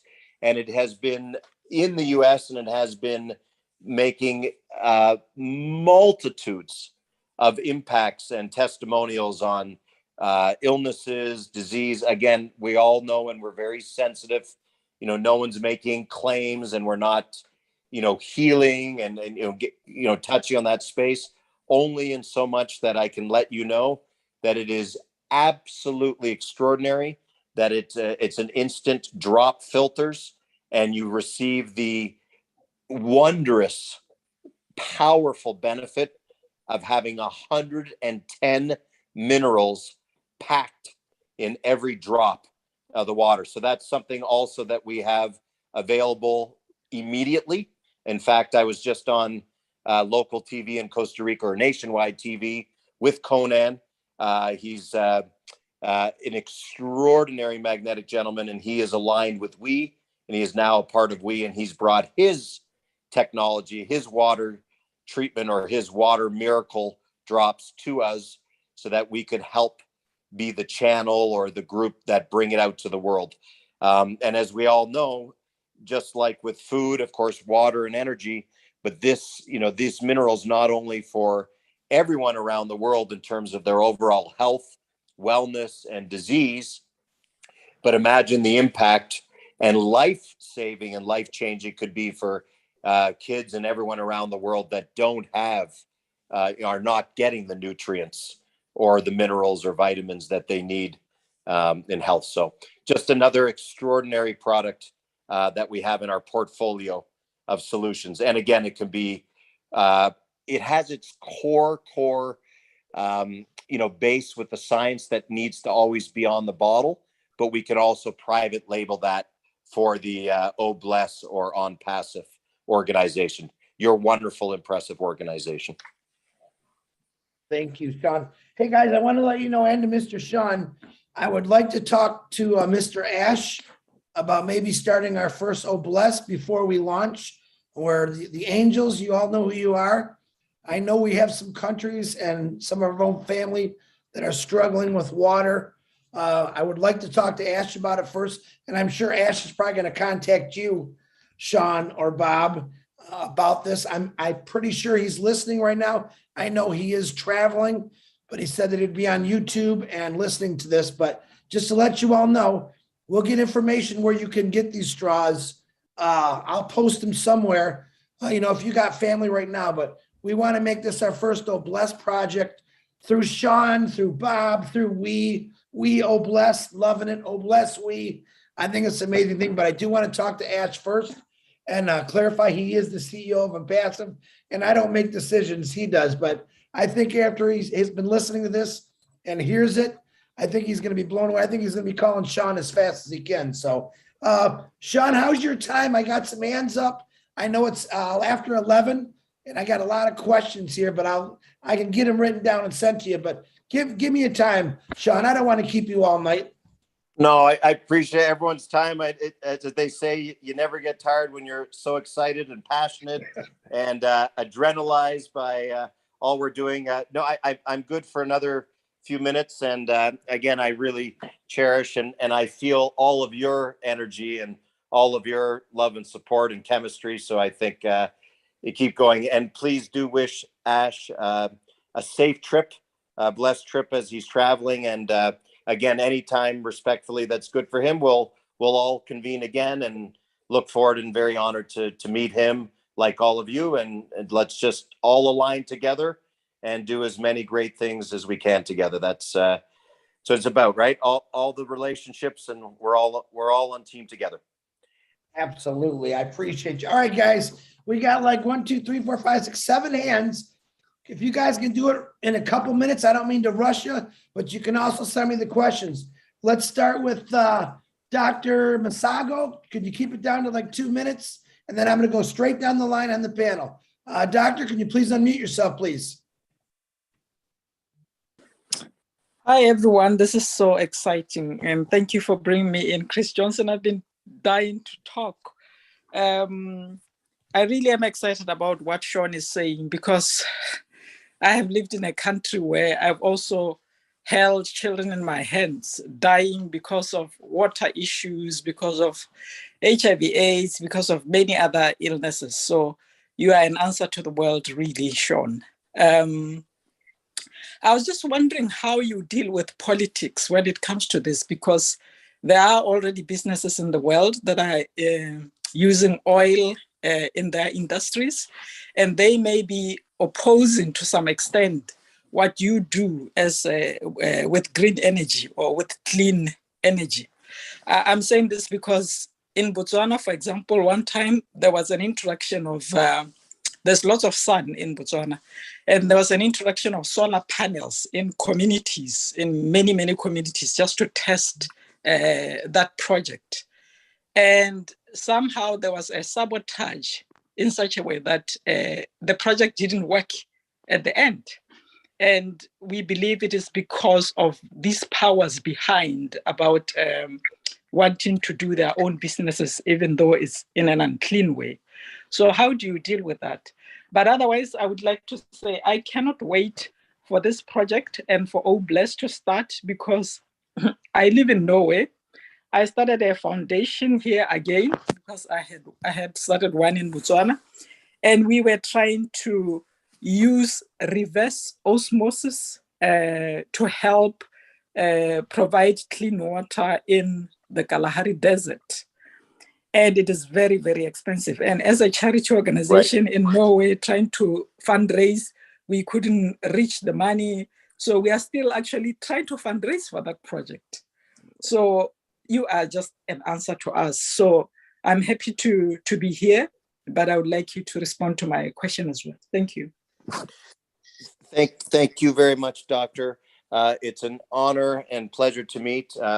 Blessings extraordinary what you've done and the project, and you've really touched me by sharing, and I can really identify with what you said. As I had mentioned, in the honor in fundraising, but a lot of the challenges and a lot of the difficulties and sometimes even frustrations, right? When we want from our heart so much to help and get the project done and bring a solution, and we're limited, so to speak, by the resources, or having to depend on the fundraising.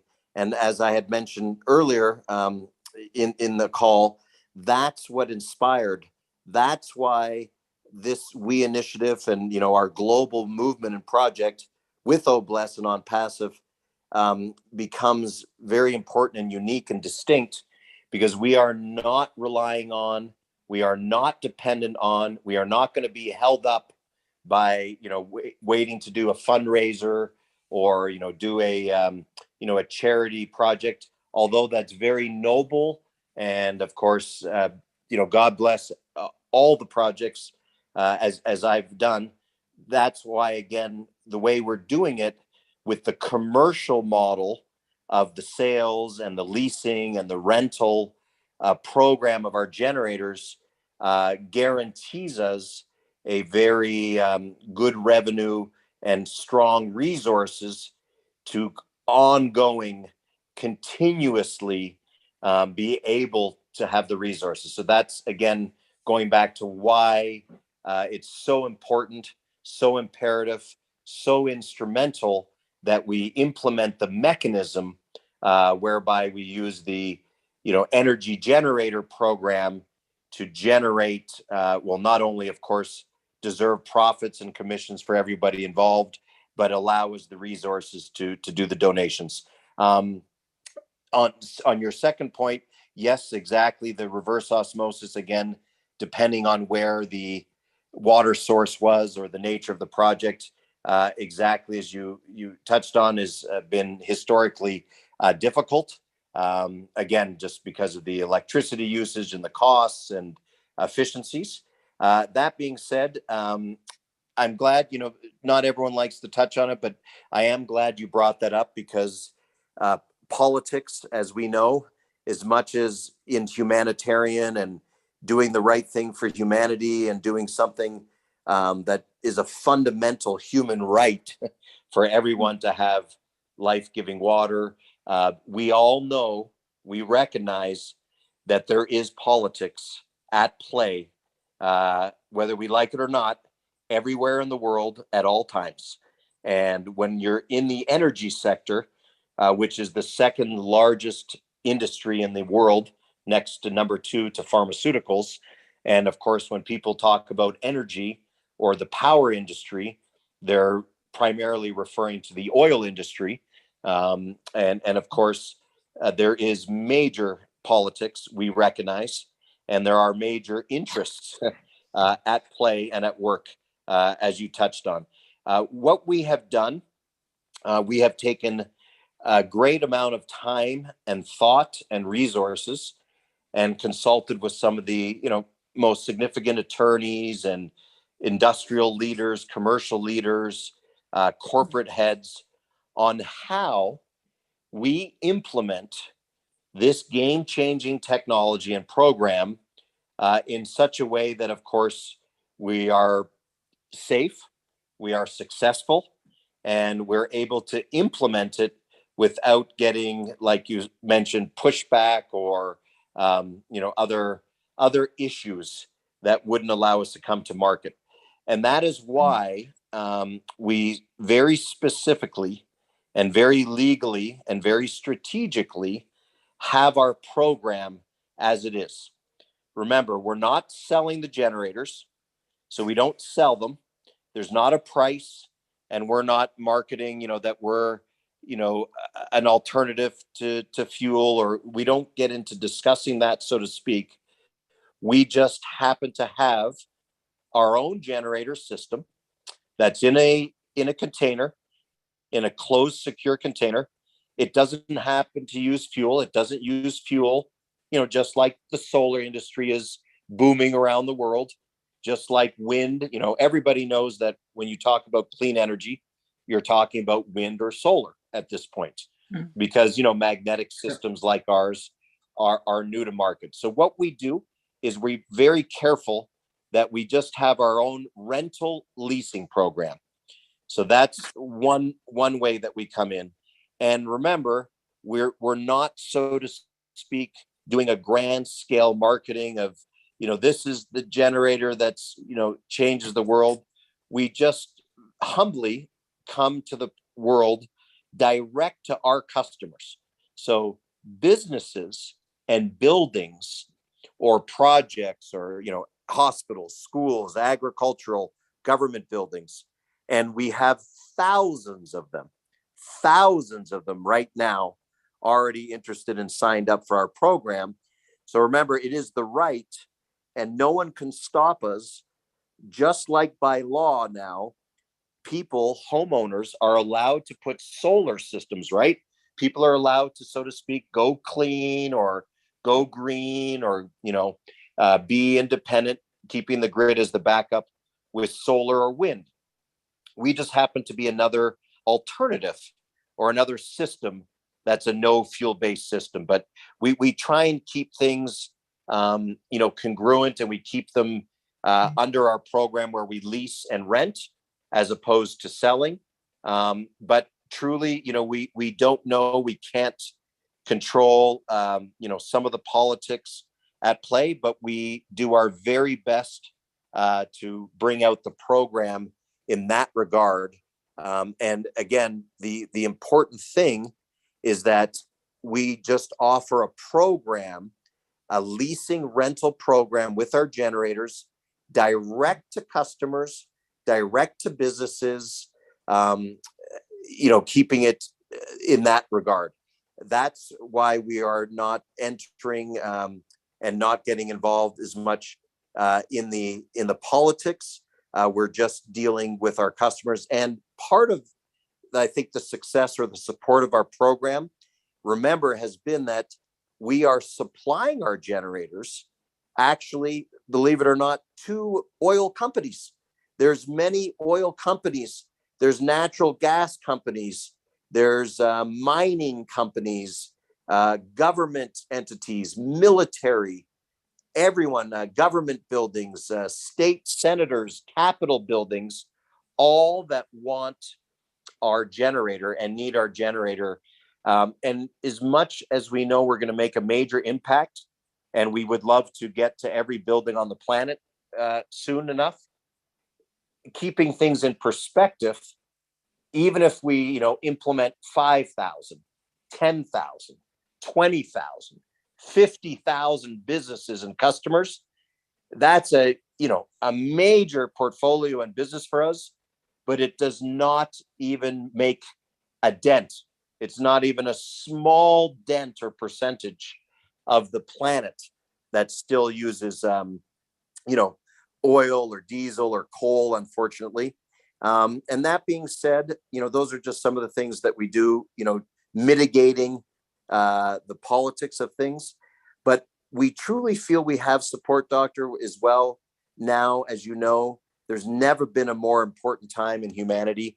There's so much support for green energy right now, from the UN, from government levels, that, we're getting a lot of support and a lot of backing from organizations and groups to bring out our solution. And once our generators are in the market in enough scale, as Bob sort of always says, I like his phrase, you can't put the genie back in the bottle. So we will be out there. We will have our generators across the world in different businesses, different buildings, oil companies, military, and I don't believe there'll be a force that can stop us or push it back. It'll be the new way of the world. Of course, we're not going to replace oil by any means and anytime soon. That's just the reality. But if we can, implement and impact and help thousands and thousands and thousands of villages and buildings, we're just going to do it one step at a time, one generator at a time. And we are working with some, very strong groups and interests and different politicians, if you know what I mean, that are on our board, that are we ambassadors, that are a part of our team, helping us get these out there into market successfully. Thank you very much. I'm glad. It's just that it is very important that Bless also thinks about this, because there are monopolizing companies that may find a way to block this implementation, especially if you want to do it massively in communities. Like, I am looking forward to so many communities benefiting from this water project, especially. But I do not want to deny that there are such kind of blockages on the way. And I'm glad that you already have been there and you have solutions in place, attorneys, ways of talking to politicians. Systems just have to be penetrated in order for this to have massive impact. In some countries, we should just be aware that there may be challenges. So I'm glad if Bless, Chris, can put that in place to ensure that we will be dealing with such kind of blockages on the way. Thank you. Thank you, Doctor. Excellent. Very, very important point. Thank you, Doctor. Thank you, Sean. I'm going to treat, guys, it's 11:17. I know Sean is probably one of those guys that says, I could talk all night, but he's probably got to use the restroom or his wife's pointing the finger at him. So let's shut it down 11:30. I'm going to get through as many as I can. Bruce, unmute yourself, guys. And I'm sure at a later time we can invite Sean and Bob back at their convenience and we can keep this going. So Bruce, go right ahead until Sean's battery dies, or 11:30. Thank you, Chris, for getting this together. And thank you so much, Jeffrey, for bringing these gentlemen to us. And thank you, Sean and Bob, for having the enthusiasm and compassion you have. And welcome to ONPASSIVE. I 20 years ago, I found a guy who had what looked like a box that actually did what you're talking about. It actually took the atmosphere and made it into water. I'm just wondering, and I remember I talked to him from Uganda, and it was about trying to make something big enough to help the government do that. But the first question is, I know that the most important things we have is we need air and we need water before anything else will live.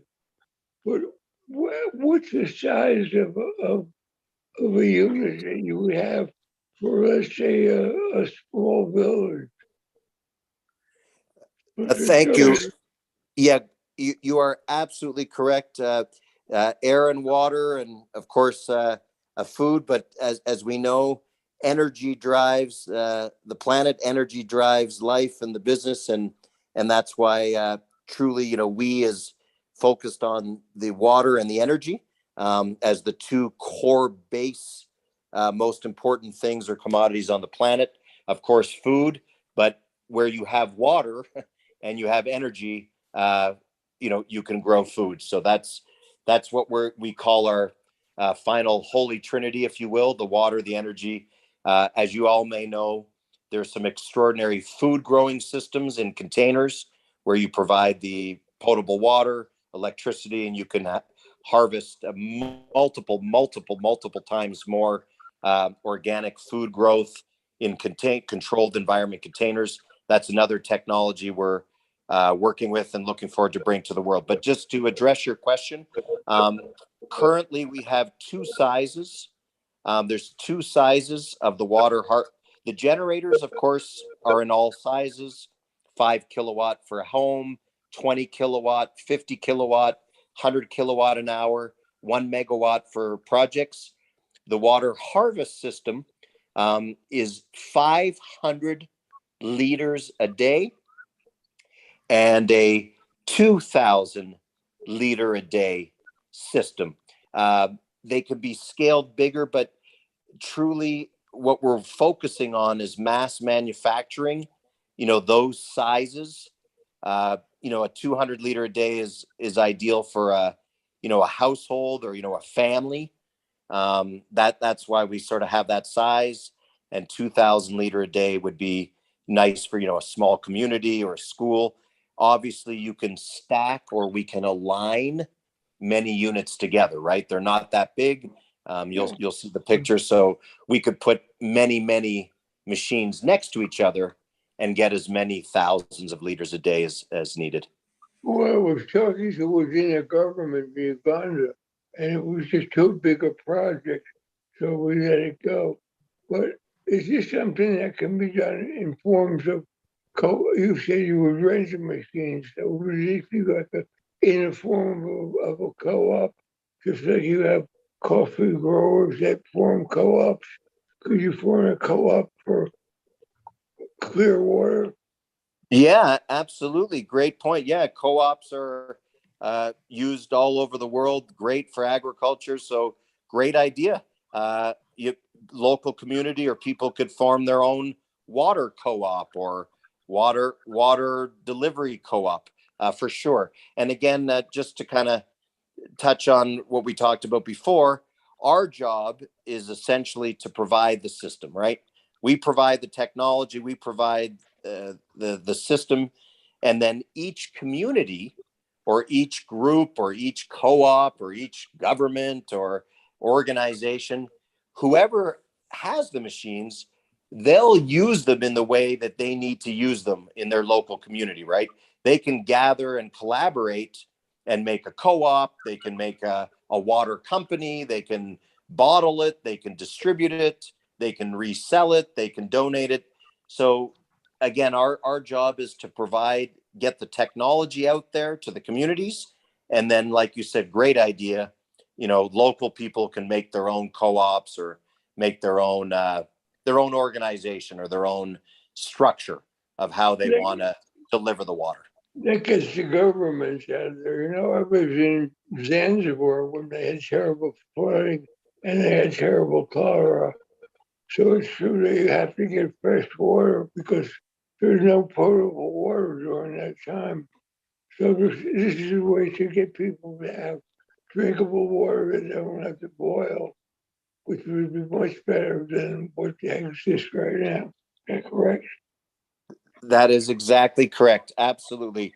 All of our technologies, whether they're the filters and sun springs and desalinizations, everything that we have are all to deliver clean, safe, potable, life-giving water. But one last question. This has to do with, I've been to Kathmandu and all places, and everywhere they have no decent toiletries. Would this kind of system work on the drainage system at all? That's a good point. Amazing where you've been in amazing places around the world. Kathmandu is somewhere I would love to go. I haven't been, but keeping in mind, remember, we don't get involved with infrastructure and pipings and the city waterworks, because of course that is either in most cases an archaic system, or like in the US, a system that's contaminated or rusted or not delivering. That's a municipality or a government or a city's, that's their world, dealing with the infrastructure. So we don't get into the engineering or water pipes or systems, but our technologies, our systems allow for off-grid, no piping, clean, safe water anywhere at any time, either as a filter, working with your own filter or the community filter for the contaminated water source, or having the water harvest system that will deliver water to you on the site, in your home, in your building, on your farm, on the spot, where we don't have to worry about the failing archaic water system in that country and in many other countries around the world, unfortunately. Well, I appreciate you for all of your compassion and your enthusiasm. And I look forward to working with you in the future. Oh, likewise. God bless. Thank you. Thank you, Bruce. Guys, we got about 5 minutes. Milo, go. Go, Milo, Hey, go. thank you, Chris. Thank you, Peter, for having this show, and all the founders that have come on. And thank you, Jeffrey and Bob and Sean. And I just got a couple questions. About how many households would a generator take care of? How many would it supply, number one? And is this something that is scalable? Is it something that, say, if you had an apartment house, you could go from 5 apartments to 300 apartments and put something in?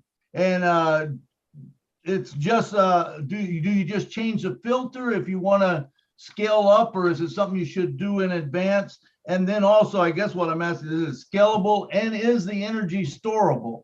If you have extra energy, is it storable? Thank you for your time.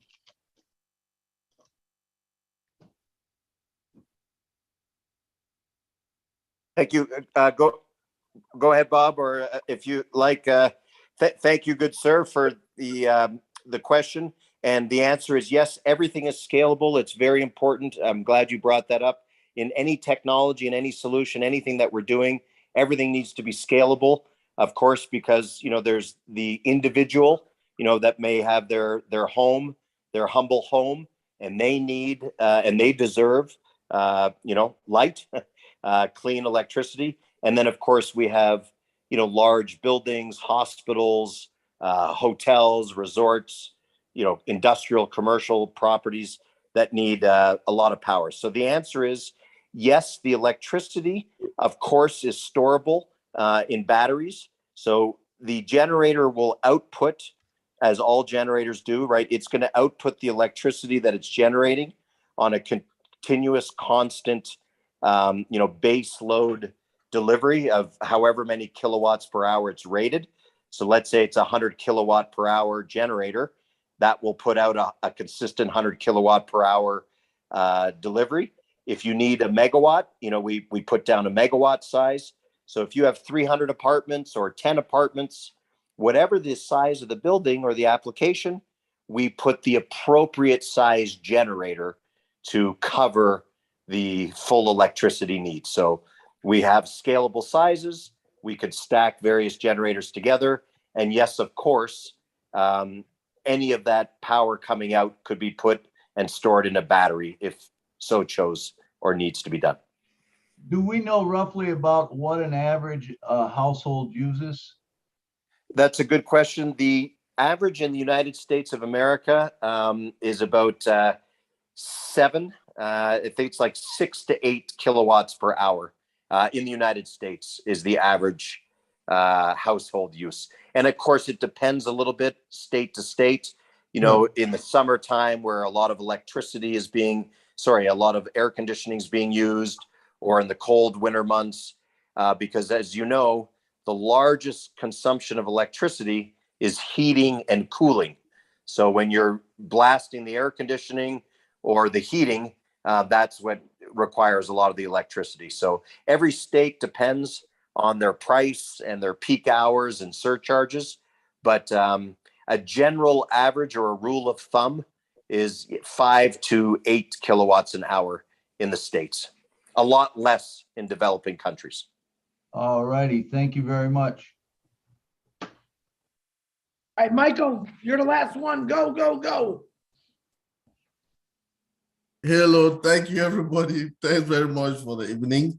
It was a thoughtful one, and I think it speaks our language for us, the engineers right here. So I just wanted to ask you, Sean, this is the question. I used to work in the oil field as a drilling engineer and in Fort McMurray in Calgary, in Canada. Oh, yeah. Engineer Mike, all right. Yes, sir. Cold Calgary, Alberta. Yes, I'm from Calgary, Alberta. Yeah, we used to have temperatures goes like minus 50 degrees in Fort McMurray when we're doing drilling. And you see everything goes shut down. Every the oil that is coming, it turns to pure ice. You know, we start to heat up all the pipes and all of that. So with your technology, can we have the generator? Can it still be working under the minus 50 degrees kind of thing? Then secondly, I would like to know where you people are located so that we can come, come visit your facility and see what's going on. Thank you. Absolutely. An honor to meet. Thanks, Engineer Mike. I'm originally from Toronto, Canada. So you brought back memories of some cold winter days growing up. I've spent most of my life in warmer climates, but always a proud Canadian. Excellent point you brought up, and it is important to share. And as an engineer, a brilliant engineer as you are, you're on it.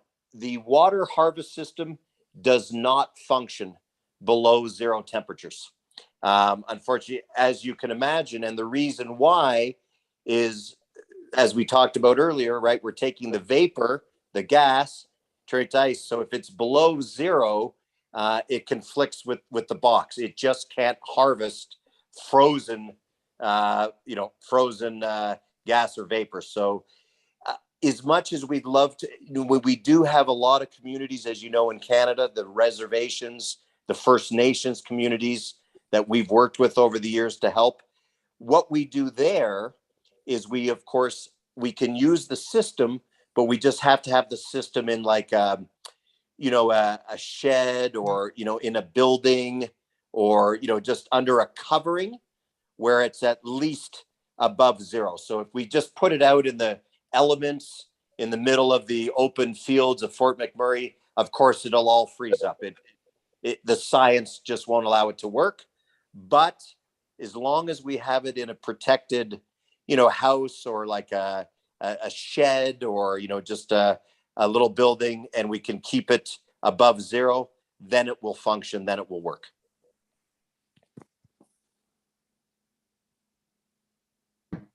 Michael, you good? Yeah, but there was the last one was that, can we come visit where your facility is? Oh, sorry, Andrew, Mike, you're absolutely, we're, as we say, proudly located all over the world, literally. We have some of our generators and our products and our systems in over 54 countries. We work in over 50 countries worldwide right now. We have set up. We have World Energy dealerships, distributors, channel partners all around the world. As you know, we also work very intimately with the United Nations in a lot of countries. But you let me know where you are, and absolutely, as an engineer, I know you'll appreciate it. We can send you, some of the things like the straws, our other filters, and some of our other technologies we talked about are available to visit in the United States. Anywhere in the world you want to come and visit the technologies, we would welcome that. And of course, we could set up some meetings with, some of the inventors and some of the showcase. We are going to be putting some of the magnetic generators on some what we call showcase buildings. We're working on the state capitol building in Rhode Island and also the UNFCCC. So we're taking a few well-known, prolific, buildings and putting the generator on there, and we'll have a live telemetry camera. So you can come and visit and experience the generator and watch it and see it, as a engineer mind that you are. And for people that can't make it, we're going to have a telemetry camera so people can watch it online. You can actually, just listen and watch it working, and you'll see the outputs of the electricity and everything. So you can see it online, you can visit it in person, and as they say, coming to your area soon. Thank you, Sean. Guys, don't be mad at me. I did say 11:30. I wish I could have everyone talk, but I don't want to take advantage of Sean, even though I wish I could, and Bob. But if you have look forward to our next call. That sounds great, Sean. And Sean, Bob, first of all, guys with their hands up, send your questions to me. I promise I'll get them to Mr. Sean, Mr. Bob, and Jeffrey. Sean and Bob, it's been excellent. Absolutely, really look forward to doing some great things with you guys. Like I said, let me talk with Ash Mafara. I'm pretty sure he's going to be blown away. But man, I don't know how to thank you guys. I told everyone this was going to blow them away. Jeffrey got me all fired up, and I think you did that. But I do appreciate your time. Jeffrey Morlock, thank you for getting this connection. Absolutely wonderful. Lynn Nakamoto, thank you for helping with this panel. Marty, do you want to say something, Marty? Pretty cool stuff. That's all you got? Thanks, Marty. That sums it all up. It is. It's amazing stuff. So, Sean, Bob, once again, appreciate you guys. Thank you, brother Chris. Wow, very proud of I you. feel your energy and passion coming through the phone. It's infectious. And Jeffrey, absolutely, all of our gratitude and blessings. I feel so honored and blessed to have met everyone. I feel like we're all together, and I really look forward to serving together and aligning on this project together for life with every single one of us on the phone. And this is our first of many, many calls and times together making this happen. Absolutely. Guys, appreciate God bless both of you. God bless y'all. Guys, let's everyone unmute yourself, give them a round of applause, appreciation. And we'll shut Thank you so much. Thank you so much. Thank you so much, Sean. God bless you. For everything. Thank you. Yeah. Only guy with the best. Thanks so much. Thank you. More than These guys on. Yeah. Guys rock. Thank you. Thank you, Chris. You rock, Chris. Jeffrey. So much.